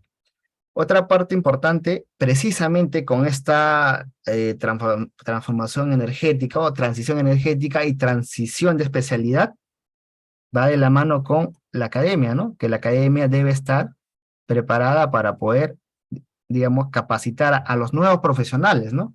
Hay instituciones ya como la UNI, el ESAN, la UNSA, que han hecho diplomados, han hecho unos cursos sobre este tema, ¿no? Pero también está la parte técnica, ¿no? la capacitación, la técnica para los talleres, ¿no? Cursos técnicos para los talleres, hay instituciones como EDIVE, el Sitio de Energía, Senat y TEPSU, que ya están empezando a dictar clases, ¿no? Por ahora vemos que la afluencia no es tan, digamos, masiva, pero me imagino que con el transcurrir de la, digamos, de la tecnología, la promoción y desarrollo que se vaya brindando, esto va a tener que ir en crecimiento, ¿no? Solo un dato importante en este punto, ¿no? Para ver cuál es la importancia. En el Perú operan unos 78.000 talleres mecánicos, estos tradicionales convencionales, para un parque de alrededor de 3 millones de vehículos, ¿no? Aquí la pregunta es, ¿cuántos talleres para vehículos eléctricos actualmente están capacitados para poder brindar un servicio de calidad y con la seguridad y con el cumplimiento de los estándares que se necesita, ¿no? Entonces, esa es una pregunta clave que tenemos que hacernos. Y si no lo tenemos, bueno, tenemos que empezar, ¿no? Empezar no, ahora, no pensar que es una tecnología como todavía en algunos sectores se piensa que es una tecnología de muchos años al futuro, ¿no? En realidad vamos a ver que no es tanto así. El tercer punto o el otro tema es el tercer bloque horario, ¿no? ¿Qué es el tercer bloque horario? Este tercer bloque horario nos va a permitir precios diferenciados. Esta es la palabra clave en el bloque horario. Precios diferenciados en horas valle, ¿ya? Que van a ser unos incentivos de consumo de energía en este bloque, ¿no? Para la carga de estos vehículos eléctricos, ¿no? Sobre todo en las horas de menor uso de la red eléctrica, ¿no? Vemos cuál es la situación actual. Esta es la situación actual, el diagrama de carga. Tenemos que actualmente tenemos, ¿no? Horas fuera de punta y horas punta, ¿no? Desde la 18 hasta la 23. ¿Cuál sería el escenario en una situación de esta propuesta de precios diferenciados mediante un tercer bloque? Este tercer bloque que ya existe en otros países que le denominan horas valle, ¿no? Sería básicamente desde las 23, esta de acá, hasta las 7 de la mañana. Horas donde, digamos, no hay consumo intensivo de electricidad. Por ejemplo, vemos este gráfico tradicional, ¿no? Una curva de la demanda, donde hay un consumo alto en horas punta. Esto hace que haya un estrés del sistema, ¿no? ¿Cuál es el escenario si, por ejemplo, nosotros hacemos de que esta curva que hemos visto acá, este pico de acá, se traslade hacia esto de acá, hasta estas horas donde hay menor consumo? Primero, que ya no habría el estrés del sistema, y aparte, que el consumo en estas horas valle sería de menor costo, ¿no? Precisamente para la carga de los vehículos eléctricos, como se muestra en el gráfico. ¿Correcto? Esto sería un punto bastante importante. Entiendo que el OSINELMIN está trabajando eh, digamos, en este bloque horario, ¿no? Esperemos que pronto nos den algunas luces. Otro punto importante es el impacto que van a tener en el sistema eléctrico, ¿no? Que también es un tema que ya debemos ver, avisorar que se podría dar, ¿no? Evidentemente, en las épocas iniciales, donde el grado de penetración es bastante bajo, todavía no hay gran cantidad de vehículos eléctricos por circuito, por sistema, por alimentador, pero es válido hacernos este análisis, ¿no? Tenemos, por ejemplo, un alimentador con varios circuitos, acá, ¿ya? Esto es, este es un domicilio, ¿no? Son varios domicilios en realidad. Si nosotros, donde la potencia, digamos, de la casa son alrededor de 3.9 kilowatts, potencia contratada, introducimos un vehículo, ¿no? Cuya potencia sea un poco más alta que la que tengamos en casa. Primero vamos a tener que incrementar la potencia. Segundo, que vamos a sobrecargar, digamos, este circuito. Si este circuito, digamos, se encuentra por coincidencia, ¿no? En una zona y es lo que va a suceder, ¿no? Inicialmente la penetración de los vehículos va a suceder en las zonas de mayor adquisición, ¿no? Donde la gente tiene un poder de compra más alto y van a comprar, digamos, varios vecinos de una urbanización. Entonces los circuitos se van a sobrecargar y esto se va a reflejar hacia el alimentador. Entonces, esto va a ocasionar, digamos, algunas inestabilidades en el sistema. Ahora, ¿cuál es, digamos, y esto qué nos dice, ¿no? Que tenemos que nosotros, creo que está acá, eh, ver y hacer un análisis para este escenario, ¿no? Esto ya obviamente que es parte por las distribuidoras, ¿no? Las EDES de cada región o de cada área de influencia, que son como las que están actualmente configuradas así, ¿no? Entonces, los primeros impactos de esta infraestructura tendrán lugar en esta red de distribución, ¿no? Y dependerá del grado de penetración de los vehículos eléctricos. Pero es bueno, se sugiere que ya se vayan haciendo algunos de estos análisis, ¿no? Ahora, en el caso de que haya una penetración media o una alta penetración, lo primero que se va a requerir necesariamente va a ser reforzar las redes de distribución, ¿no? Pues va a pasar más corriente, se va a necesitar cambiar, reforzar las redes, reforzar los transformadores, los accionadores, ¿no? Y gestionar un sistema de almacenamiento, ¿no? En ese caso, y en este caso ya estaríamos hablando también nosotros de un sistema de medición bidireccional, ¿no? Unos medidores inteligentes para poder gestionar. Ojo que estos vehículos, por ejemplo, también podrían tener la capacidad de un tema de B2G, ¿no? Que quiere decir que no solamente van a tomar energía de la red, sino que en algún momento van a poder inyectar esa energía que tiene en la red, pero para eso tiene que haber una gestión de esta demanda, ¿no? Gestión de este aporte y un reconocimiento, obviamente, para esta operación. Pero esto, digamos, es en un escenario próximo, ¿no? Ahora, los estudios técnicos económicos van a permitir estimar estos costos de inversión, finalmente, ¿no? Cuyo incremento se podrán traducir en apariciones de las tarifas eléctricas. Ahora, ¿esto por qué se menciona? Porque ya, digamos, las empresas distribuidoras van a hacer este reforzamiento de redes, transformadores, ¿no? Van a hacer estas adecuaciones y esto va a tener que reconocer la tarifa, ¿no? Vamos a ver hasta qué punto la tarifa va a reconocer estos costos, ¿no? Y si va a seguir el modelo de una empresa modelo eficiente, ¿no? Que dice que son los mínimos costos, ¿no? Correcto. Actualmente, en este proceso de fijación del VAT, que es 2023 a la 2027, el VAT es cada 4 años, he podido ver de que solo una empresa ha presentado una iniciativa, ¿no? Donde en la sección de innovaciones tecnológicas, ¿no? Que es la empresa CEAL, que ha propuesto que dentro de este concepto de innovación tecnológica se instalen 3 estaciones de carga rápida de 100 kilowatts cada uno por el centro de la ciudad de Arequipa, ¿no? Hay una distribución triangular. Entonces es interesante, ¿no? Es interesante que ya las empresas distribuidoras también vayan tomando el tema, asumiendo el tema y sensibilizándose sobre esta tecnología, ¿no? Que no lo vean todavía como un tema demasiado lejano.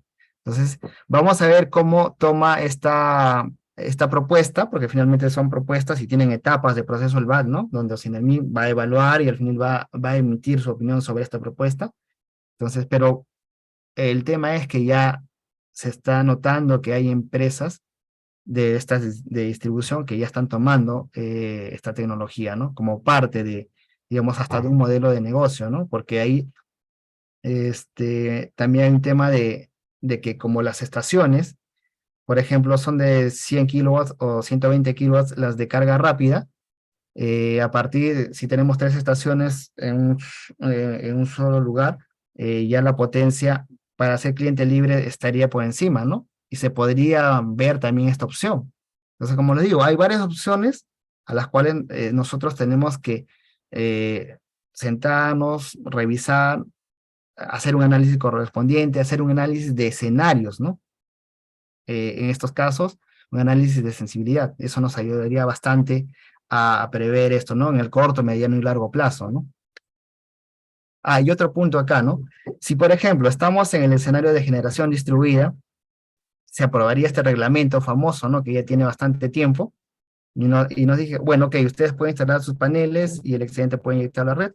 Ponemos un panel fotovoltaico en el techo de las casitas, y esto puede servir primero para el consumo interno, para cargar el vehículo cuando se requiera, ¿no? Y el excedente se da a la red. Es un tema también que aliviaría este costo de ecuación, ¿no? Pero nuevamente, solamente es una propuesta, ¿no? Primaria si quiere, pero a tener en consideración, ¿no? Otro punto importante es la comparación de los costos, ¿no? Eso es lo que habíamos mencionado. En este caso es digamos, un costo, una comparación de costos operativos. Por acá tenemos un gráfico, ¿no? Que lo mostró el MINEM, donde nos dice la comparación de un auto eléctrico versus uno convencional. Nos dice que de saque el vehículo eléctrico cero emisiones, y es correcto, versus las 14,4 toneladas anuales que emite un vehículo convencional. Nos dice que hay un gasto de mantenimiento muy reducido para el vehículo eléctrico versus uno más caro para el de combustión interna.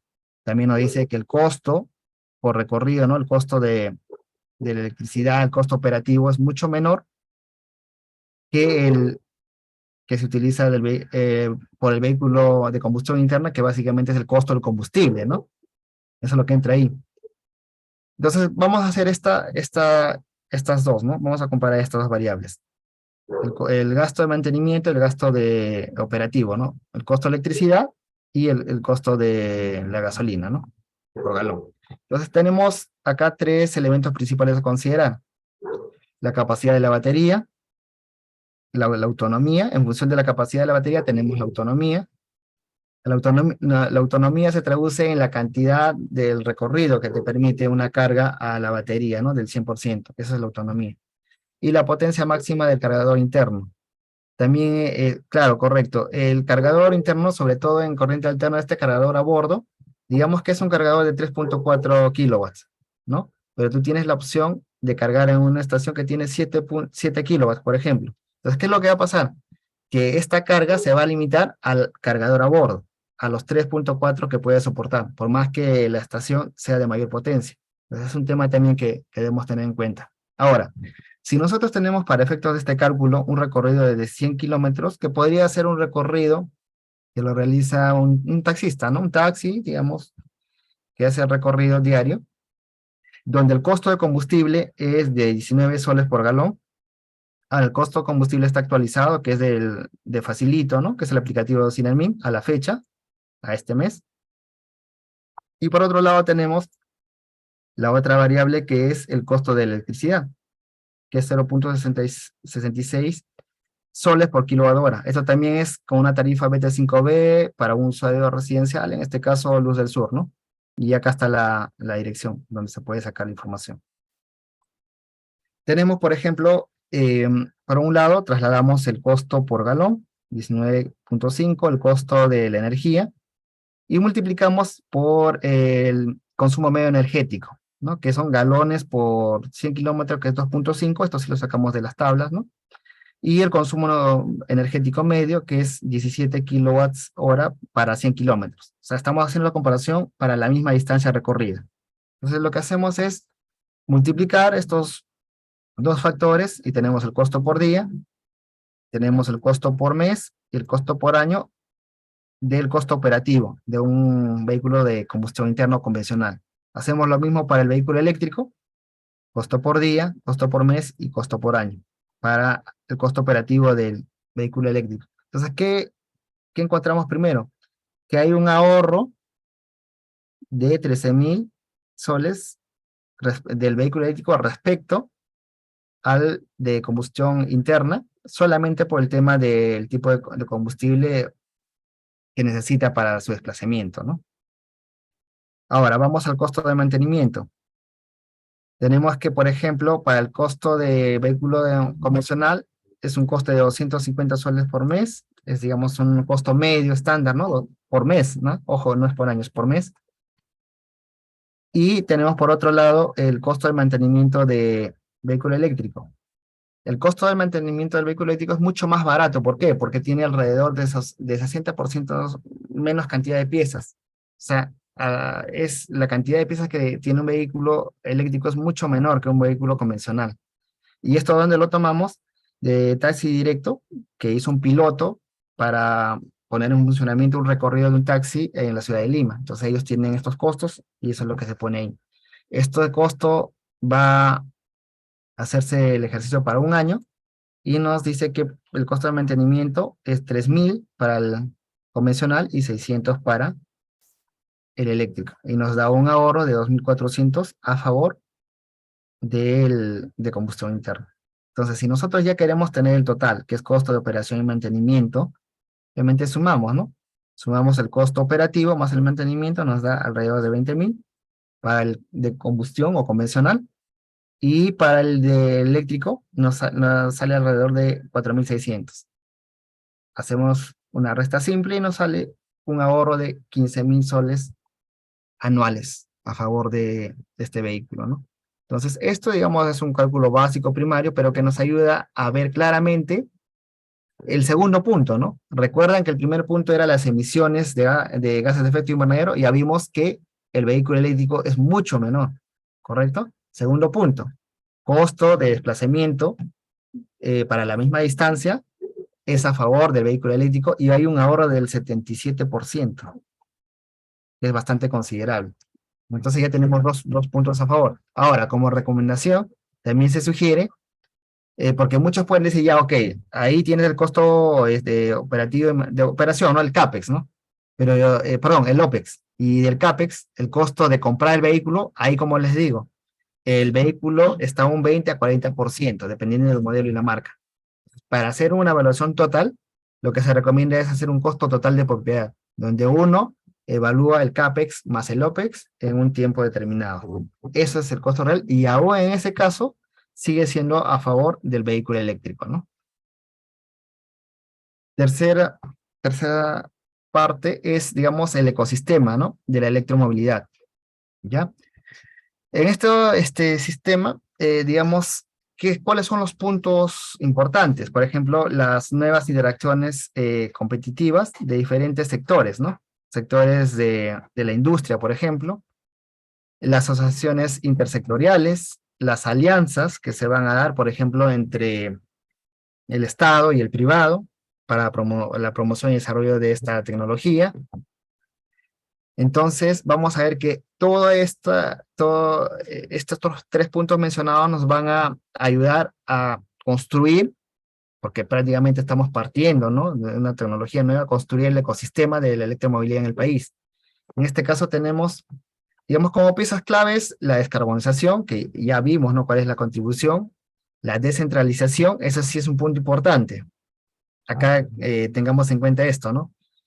Que evidentemente la ciudad de Lima tiene la mayor cantidad de vehículos y buses, ¿no?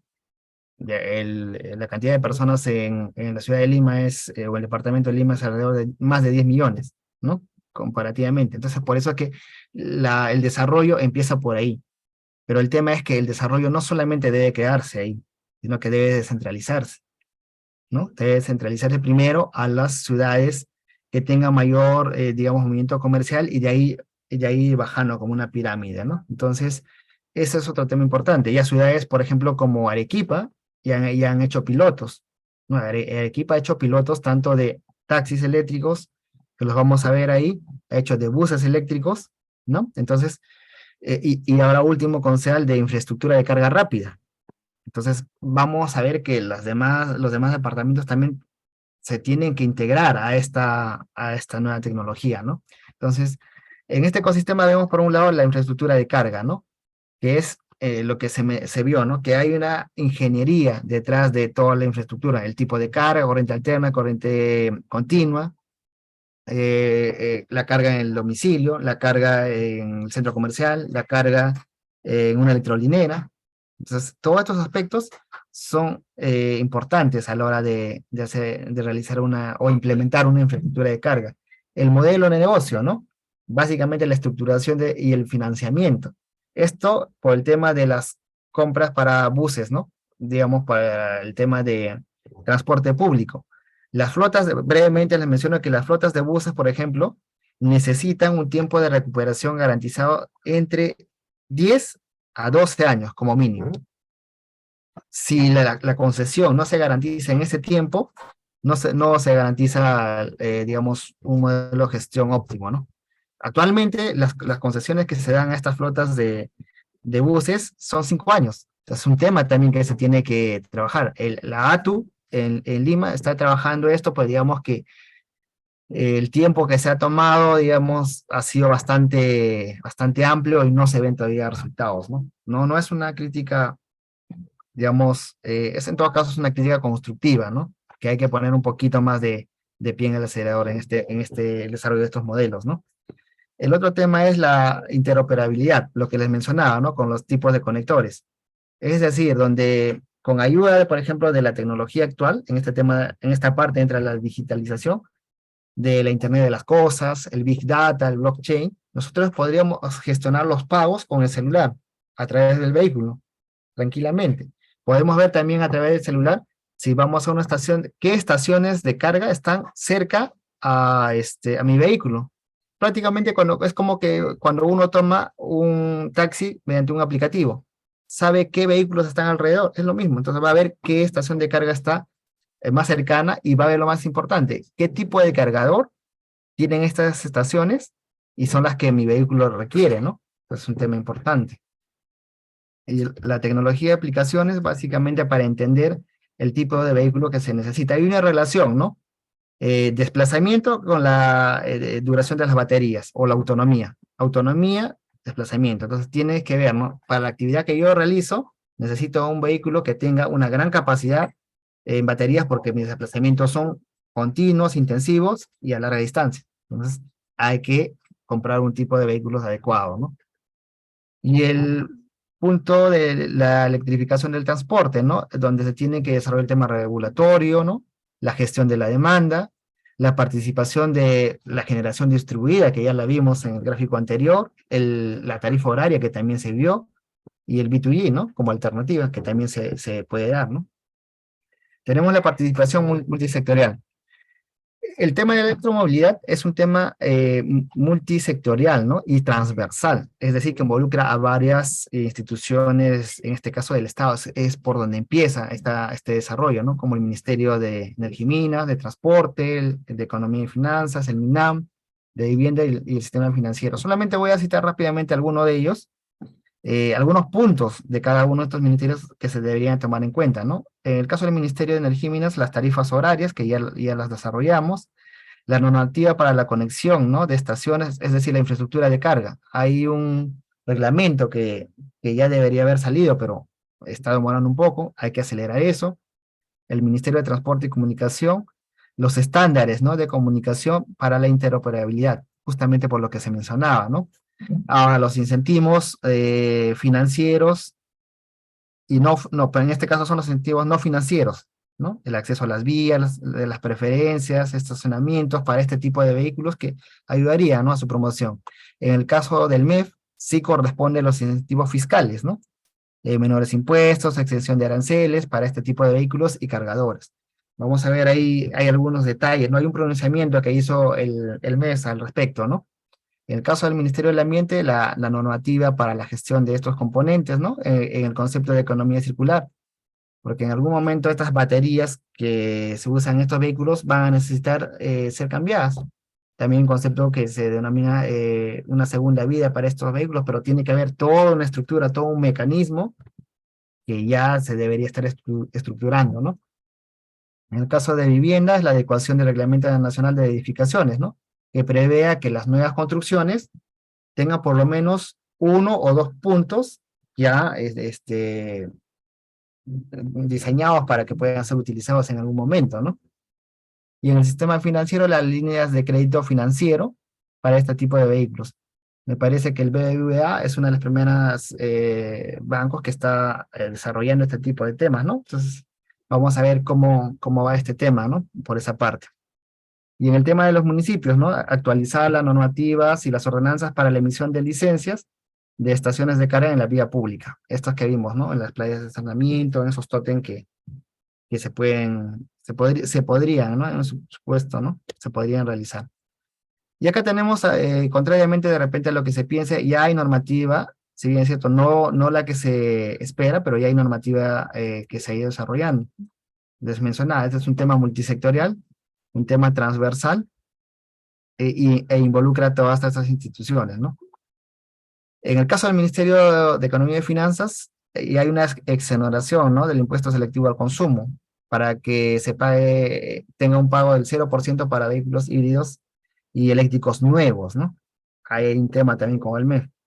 En el caso de, lo voy a citar los más importantes, en el caso del Ministerio del Ambiente, Ya se establecen incentivos para el fomento del chatarreo vehicular. Seguramente más a detalle ustedes lo van a poder leer con detenimiento cuando les comparta esta presentación.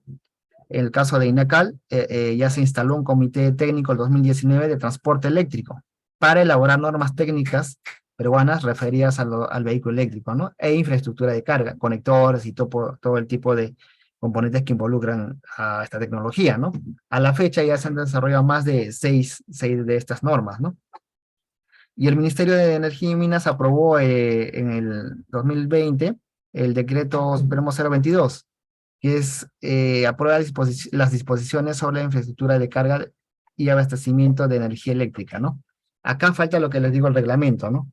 Que ya me parece que se prepublicó, pero no ha habido mayores avances en ese sentido, ¿no? Y esto es un poco un alcance que les menciono, ¿no? Si bien es cierto, también el Congreso también ha hecho su parte, ¿no? Seguramente con algunos puntos que podrían ser sujetos a algunos comentarios, pero bueno, tenemos que a la fecha se han presentado 13 iniciativas de proyecto de ley, correcto, desde el 2017 y más intensivamente en el 2022, ¿no? Entonces, tenemos como resultado que 4 de ellas ya se han archivado y las demás están en comisiones. En resumen, ¿qué es lo que pedían estos proyectos de ley? Y quizás una interpretación es por qué todavía no se les ha dado la viabilidad. Es por esto, ¿no? Es que las medidas implican exonerar las siguientes exoneraciones temporalmente, ¿no? Es lo que pide, dice, exonerar el impuesto general a las ventas, cada una de estas temporal y cada una de estas tiene un periodo de su exoneración, que ya está en, digamos, seguramente en otra presentación lo podría detallar, ¿no? Está el impuesto selectivo al consumo, la tasa de impuesto a la renta, ¿no? Y el impuesto vinculado al patrimonio, ¿no? Esto básicamente son los cuatro de los incentivos principales que he rescatado, ¿no? Porque hay muchos más que se detallan. Entonces, ya hay una opinión de la Comisión de Economía del Congreso, ¿no? ¿Qué es lo que vio? Es algo parecido a lo que les estoy comentando, ¿no? Que los proyectos, esta es la opinión, ¿no? Del presidente de esta comisión. Dice, estos proyectos de ley son extremadamente ambiciosos. Esa es la opinión de ellos, ¿no? Dice, pretenden regular muchos aspectos, inclusive aquellos que son exclusivamente del Poder Ejecutivo y los gobiernos regionales. ¿Ya? Entonces, esta es la realidad actual y esto los muestro aquí, ¿para qué? Para que se entienda un poco cuál es el modo o cómo están pensando nuestras autoridades que finalmente son los que deciden, ¿no? Qué proyecto se aprueba y qué no. Tenemos una opinión del Ministerio de Energía y Minas en este sentido, donde afirma que sí es viable, aunque propone modificar gran parte del articulado, ¿no?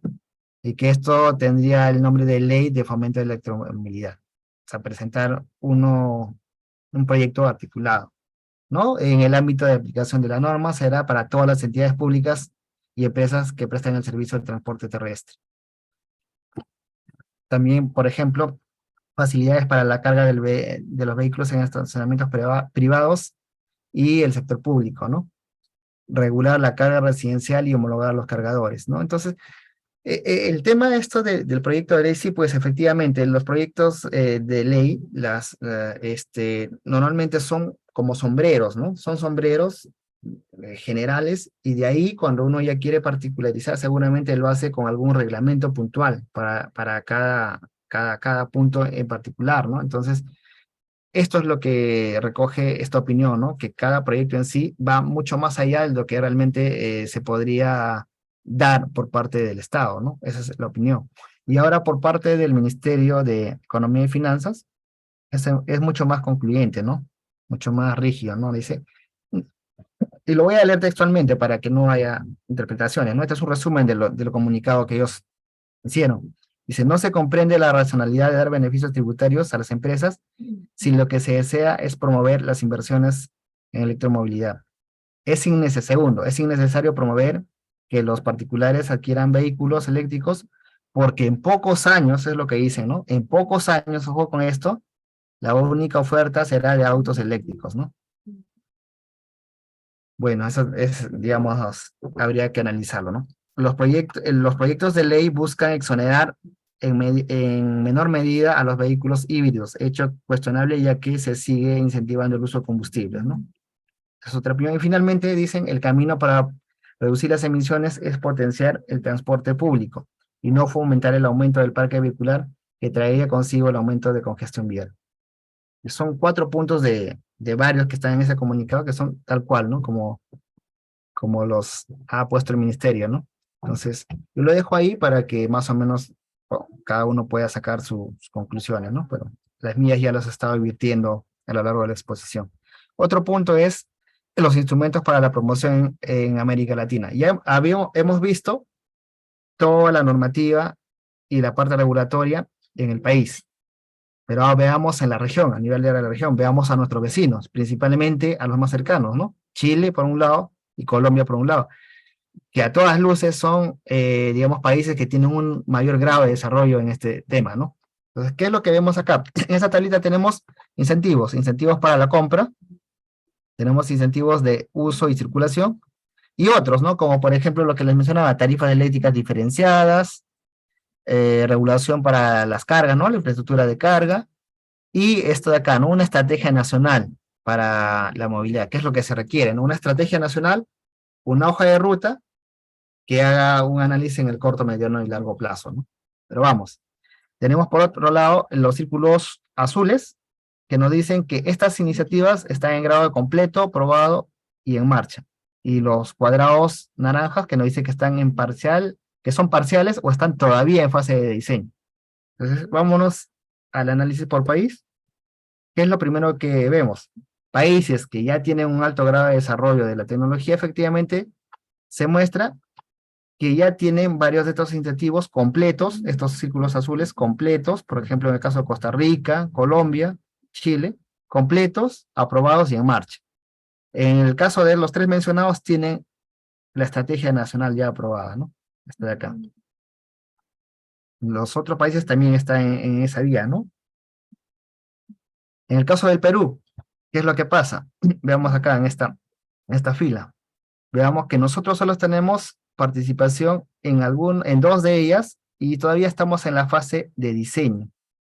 ¿Se dan cuenta? Ese es el motivo por el cual todavía no ha habido un crecimiento como el que se espera, ¿no? Y por lo cual ciertas iniciativas privadas están trabajando en eso, ¿no? Entonces, ¿qué es lo que crea esto? Hay una incertidumbre normativa y regulatoria, ¿no? La falta de mayores estímulos y de una infraestructura de carga adecuada son las principales barreras. Y efectivamente, ¿no? Eso es un poco de lo que está pasando. Bueno, acá es la experiencia internacional, nos muestra un índice que analiza a los países que tienen, digamos, una participación alta, como es el caso de Noruega, sobre esta tecnología, ¿no? Un índice que es para medir el grado de madurez de la movilidad eléctrica en 7 países europeos, ¿no? España, Italia, Noruega, Suiza, Reino Unido y Alemania y Francia. Eh, claro que esto ha sido elaborado a partir de 14 indicadores, ¿no? Pero finalmente se han agrupado en estos 4. Incentivos, como se mencionó, incentivos públicos, infraestructura de carga, la oferta y la demanda, ¿no? Entonces, ¿qué es lo que primero que vemos? Que Noruega es el país que tiene el mayor índice, ¿no? Porque básicamente en estos 4 puntos se ha desarrollado de manera, digamos, igual, pareja, ¿no? Teniendo el punto fuerte en lo que es la infraestructura de carga. También había una discusión, ¿no? Donde se decía, ¿qué es primero, la infraestructura de carga o el vehículo eléctrico, ¿no? Las experiencias de esos países han demostrado de que primero se tiene que desarrollar la infraestructura de carga, y definitivamente en este punto sí se necesita el apoyo del Estado, ¿no?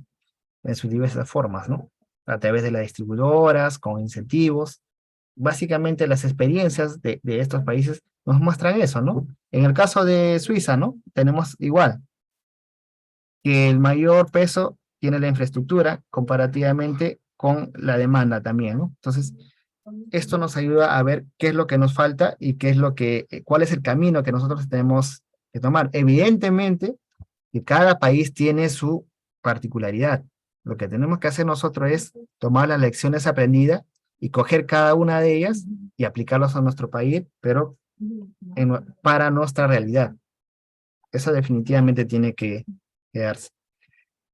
Llegamos un poco a las estadísticas de vehículos y tenemos lo siguiente, ¿no? ¿Cuántos vehículos tenemos nosotros en el Perú actualmente? El número grueso es este, 6.800, alrededor, ¿ya? Tenemos acá un gráfico evolutivo desde el 2012 hasta, esto está hasta abril de 2023. ¿Qué es lo primero que notamos acá? Que el crecimiento ha sido sostenido y tiene una tendencia casi exponencial, ¿no? De esta forma. Esto de acá porque es hasta abril, ¿no? Pero esto definitivamente va a superar los 2.600 para fines de año, ¿no? Entonces, ¿qué nos dicen, no? Que la tendencia de esta tecnología está siguiendo la tendencia a nivel mundial. En todos los países donde está desarrollándose esta tecnología, la tendencia es la misma, ¿no?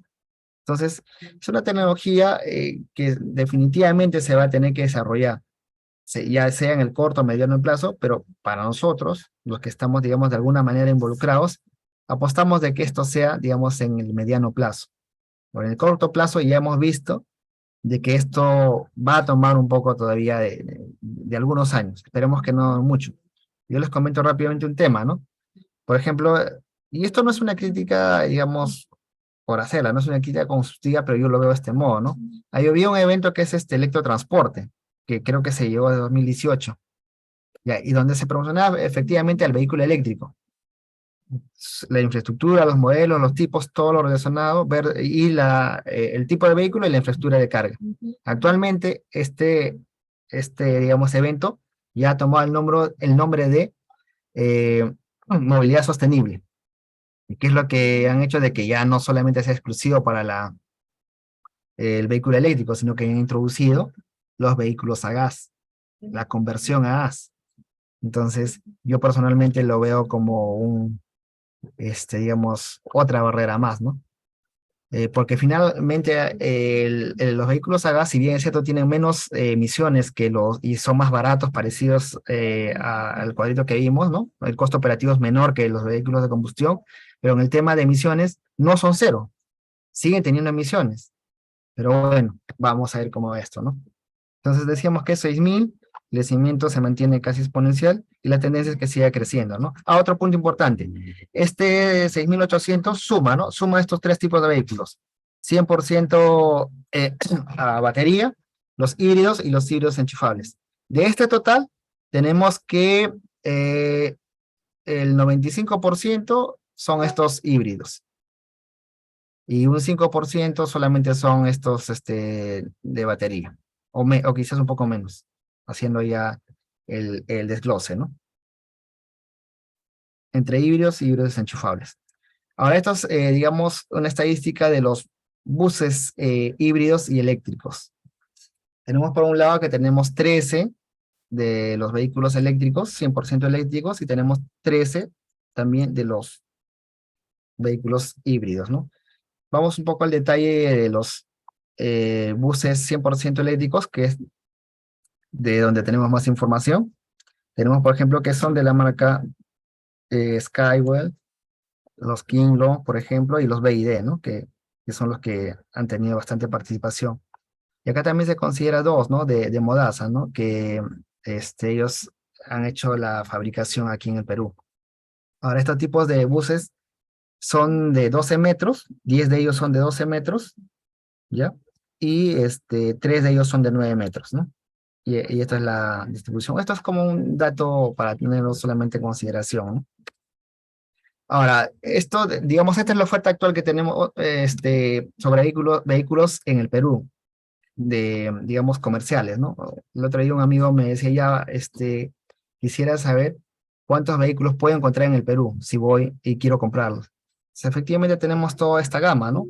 Contrariamente a lo que se podía pensar hace, digamos, el 2018, ¿no? Solamente había una o dos marcas que tenían algunos vehículos, por ejemplo, BYD, que era uno de los primeros que estuvo con este tema, ¿no? Actualmente ya hay muchas marcas, ¿no? Hay alrededor de más de 20 marcas en el Perú y más de 40 modelos, ¿no? Que están en la capacidad de poder ofrecerte el vehículo, ¿no? En diferentes casas, ¿no? De distribución. Tenemos, por ejemplo, los JMS, tenemos los Quantum, Estos Quantum son vehículos pequeños, pero son fabricación boliviana, que ya están en el Perú. Empezaron con motos eléctricas, scooter, patines, y ahora están en vehículos, ¿no? Tenemos los Jack, estos Jack que son chinos y que los está utilizando Luz del Sur. Adquirió una flota de 20 de estos vehículos para, digamos, la parte de distribución en Lima, ¿no? Y así, tenemos BMW, tenemos los Kia, los Hyundai, los Ioniq, los que utilizó Engie en la etapa inicial, ¿no? Para desplazarse hasta su central. Tenemos, si hablamos de marcas de alta gama, tenemos los Audi, tenemos los Porsche, tenemos los Tesla. Claro que esto de acá estamos hablando de vehículos nuevos, ¿no? Tenemos Teslas que me parece que estos ya fueron importados directamente, ¿no? Esos son vehículos mucho más caros en realidad. Y bueno, esta es la oferta que tenemos. Quiere decir que sí hay oferta de vehículos, ¿no? Actualmente. Y la sesión 5, ya con esto creo que faltan unas 4 vistas nada más. Estos son los pilotos y proyectos que se han desarrollado, ¿no? En el tiempo, desde 2018 que les mencionaba, hasta 2021-22. ¿Qué es lo que teníamos en el 2018? En el 2018 básicamente teníamos pilotos. Los pilotos del bus en el distrito de San Isidro, ¿no? En un circuito cerrado. También se hizo una prueba en un transporte público con un recorrido comercial, que también fue un piloto. Otro piloto en una minera que es Cerro Corona, ¿no? Eh, de Golfi con Engie, ¿no? Que en ese momento Engie estaba en el tema de electromovilidad, ahora como que ya no está participando activamente en este tema, ha virado un poco al tema del hidrógeno verde, pero bueno, cada empresa tiene sus políticas, ¿no? También tenemos el transporte interurbano, que sí es un piloto, ¿no? La empresa Cruz del Sur, ¿no? De Lima, me parece que era Lima a Ica, o Chincha, si no me equivoco. Y también hubieron pilotos, ¿no? Pilotos de taxis, ¿no? El que les mencioné, taxi directo, donde se tomó la referencia de este costo de mantenimiento. Y otro tema importante aquí, ¿no? Que les mencioné que había pilotos que se habían desarrollado en las regiones. Arequipa hizo su primer piloto en el 2019. También hizo su piloto en el 2020 sobre un sistema integrado, introducir vehículos en su sistema integrado. Ahora, ¿cuál es el tema con estos pilotos, no? ¿Para qué se desarrollan estos pilotos? Estos pilotos tienen la finalidad de recopilar información real de campo, de funcionamiento real en un data hub, una computadora que tiene estos buses, para un estudio de replicabilidad y para evaluar la implementación de una flota mayor. Por ejemplo, estos pilotos de taxi directo, se preveía que iban a adquirir 30 unidades. En el caso de los buses en Arequipa, unos 76 buses, ¿no? Pero básicamente a la fecha han habido ciertos temas, cierta demora en este tema normativo regulatorio que han impedido, ¿no? Un poco esta adquisición. Por el lado de la infraestructura de carga, tenemos igual, tenemos desde las cargas digamos, en ambientes privados hasta carga en ambientes públicos, ¿no? También se inició a la par 2019 hasta la fecha, ¿no? Uno de los puntos importantes es que en el 2019 se puso el cargador rápido, ¿no? En una estación de servicio, o sea, en una gasolinera. Se adecuó una parte para poner esta carga rápida, ¿no? En este caso con un conector tipo CHAdeMO y también el tipo 1, ¿no? Donde se podía cargar en 30 minutos. Otro punto importante acá es en el 2021, Petroperú y NLX, el Grifo Kio, instalaron la primera electrolinera en una estación de servicios, pero estatal, que es Petroperú, ¿no? Con una carga de 40 minutos. Y acá vemos que hay una participación, una asociación pública-privada, ¿no? Y en LX en el 2020 hizo la primera red nacional de estaciones de carga, donde puso 40 de estos sistemas, ¿no? Claro que estos son cargadores de carga lenta en corriente alterna de 10 kilowatts, pero los puso en centros comerciales, estaciones de servicio, no sé si puedo ampliar acá. Ajá, acá se puede ver un poco mejor. Y esto es, ¿no? En 23 ciudades del país. Si uno va a estas ciudades, lo puede encontrar en algunos centros comerciales, ¿no? O en algunos edificios, ¿no? A partir de este año 2020-2021 ya se instalaron algunos proyectos, ya no pilotos, sino son proyectos ejecutados en centros comerciales, ¿no? Este año, por ejemplo, SEAL, es lo que le decía, la empresa distribuidora, en Arequipa, instaló un cargador de carga rápida de 120 kilowatts. También instaló dos cargadores, ¿no? De 44 kilowatts en dos centros comerciales. Y Luz del Sur, si hablamos ya de las empresas distribuidoras, es todo esto, ¿no? Todo este grupo de acá. Luz del Sur instaló una estación de carga rápida con un cargador de 60 kilowatts, ¿no? Y uno de corriente alterna de 22. Entonces vemos que la participación de las distribuidoras también se está dando, ¿no? Se viene dando progresivamente. Esto es el proyecto del sistema integrado de Arequipa. Que hablamos de que iban a adquirir, digamos, una flota de 65 unidades que finalmente está demorando, pero digamos, la concepción, la estructura, la idea es bueno analizarlo, revisarlo, ¿no? ¿Qué se considera? Buses de 12 metros, de dos puertas, con capacidad para 85 pasajeros y una autonomía de 300 kilómetros. Entonces, iban a tener cargadores eléctricos de 60 kilowatts, ¿no? De carga rápida en DC, ¿no?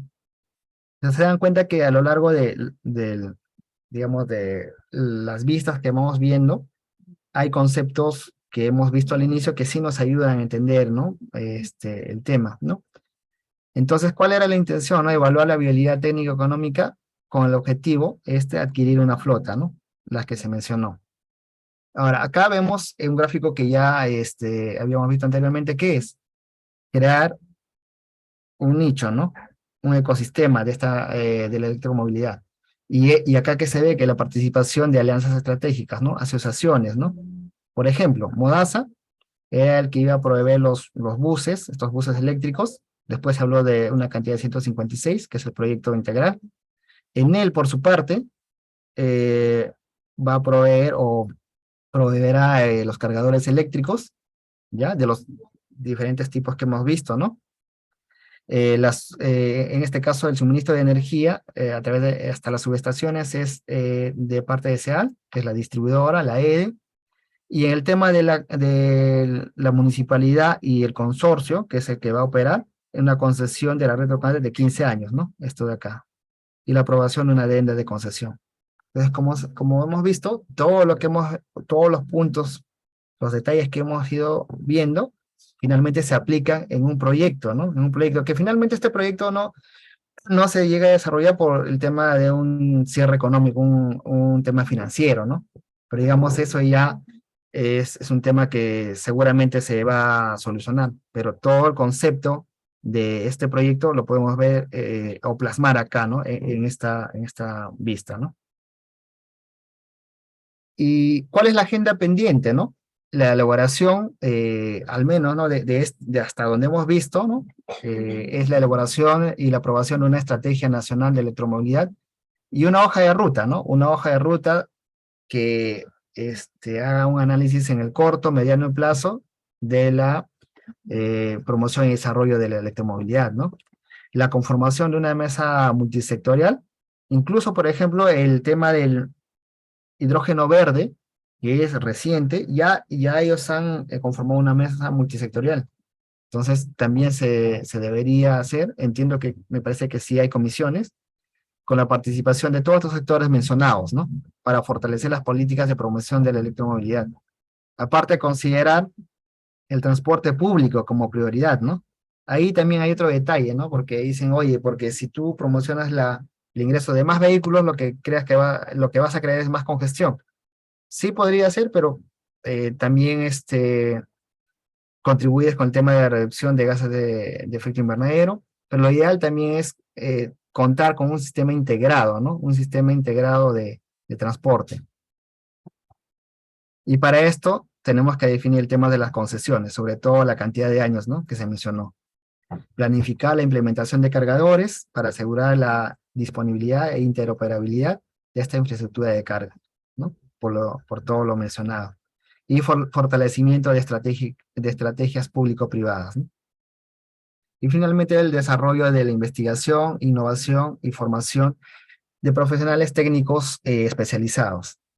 Entonces, bueno, esto básicamente en resumen. Yo les quisiera pedir solamente un par de minutos para ver 3 diapositivas más, con eso cerramos.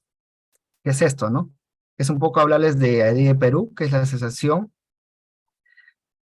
de Emprendedores para el Desarrollo e Impulso de Vehículo Eléctrico, ¿no? En el Perú. Entonces, esta es una organización, bueno, que se encarga de la promoción y desarrollo de esta tecnología en el país. A la fecha se han desarrollado diversos documentos de trabajo, dentro de los cuales podemos citar, por ejemplo, 4 de ellos, ¿no? Bastante importantes, que es el Plan Nacional de Masificación, el cual se presentó, se le mostró también al ministerio, y bueno, ellos ya lo tienen ahí, y seguramente ya en algún momento verán la posibilidad de viabilizarlo, ¿no? La situación actual de los vehículos y buses híbridos eléctricos en el Perú, la situación de la micromovilidad de vehículos menores y la situación de los cargadores para vehículos eléctricos en el Perú. Entonces, esto es parte del aporte de AIDIE Perú. AIDIE Perú también tiene la opción o incluso invita a los diferentes profesionales que quieran formar parte de esta asociación, no necesariamente como empresa, sino también como profesionales independientes, que también es opción. La oportunidad de participar, desarrollar, participar presentando normativas, ¿no? Porque en varios de estos proyectos de ley, ADIE Perú también ha apoyado, ¿no? Esas diferentes iniciativas, ¿no?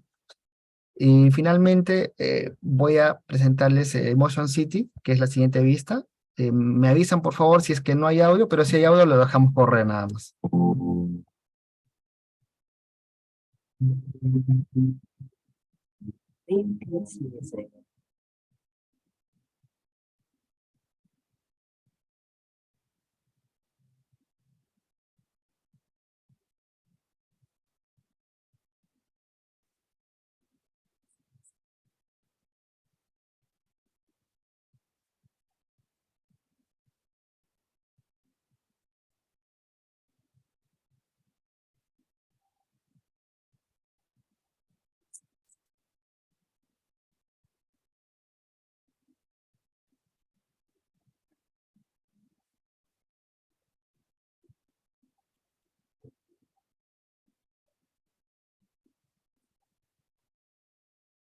Ok, entonces quedan cordialmente invitados del 7 al 11 de septiembre. Tenemos 5 temáticas para desarrollar y esperamos contar con su participación. Y aparte también dentro de este evento se está proponiendo el primer evento del premio EDIVE, ¿no? En donde hay la oportunidad que se puedan presentar diferentes iniciativas sobre los vehículos eléctricos y la infraestructura de carga, ¿no? Entonces, las bases las pueden encontrar en este link y también van a poder registrarse, ¿no? Entonces, los premios, todos los detalles de este concurso los van a poder encontrar en esta dirección, ¿no? Para ya no alargar más esta presentación. Entonces, de mi parte, quedo agradecido nuevamente por la presentación. Seguramente ha sido un poquito largo, pero gracias más bien por haberme permitido exponer todo esto.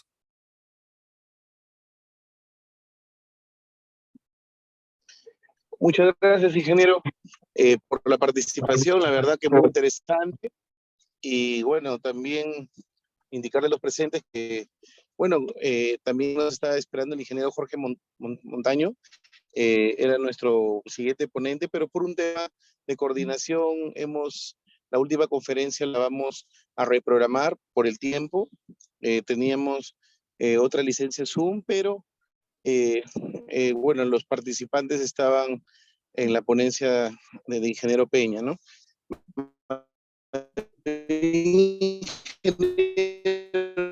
Le voy a escribir a su WhatsApp.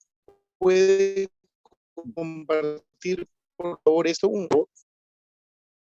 Hay cierta intermitencia, no le copié bien.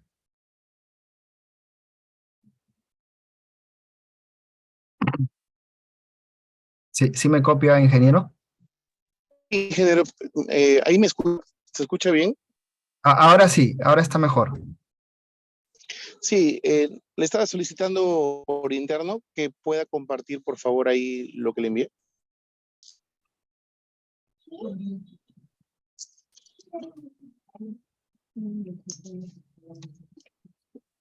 A ver, no.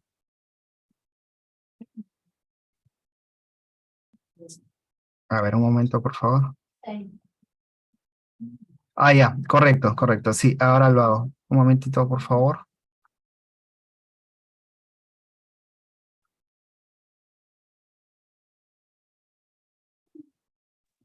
Para indicarle a todos los presentes, agradecerles por estar activos hasta esta hora. La verdad que es muy confortable, me siento muy halagado porque todos los participantes hasta esta hora están conectados y la verdad que agradecerle también a nuestro ponente, el ingeniero Peña, por esta interesante conferencia, ¿no? La cual va a ser compartida su grabación y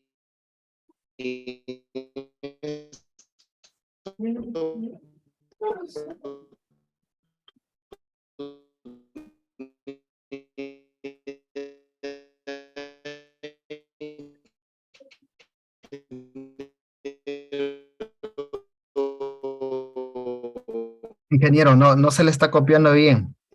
Hay interferencia.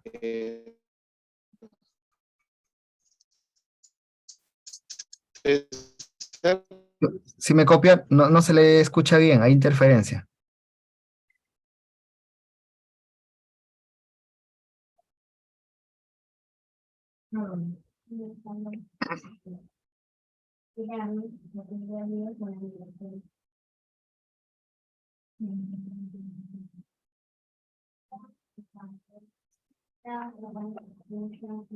A ver, un momento, por favor.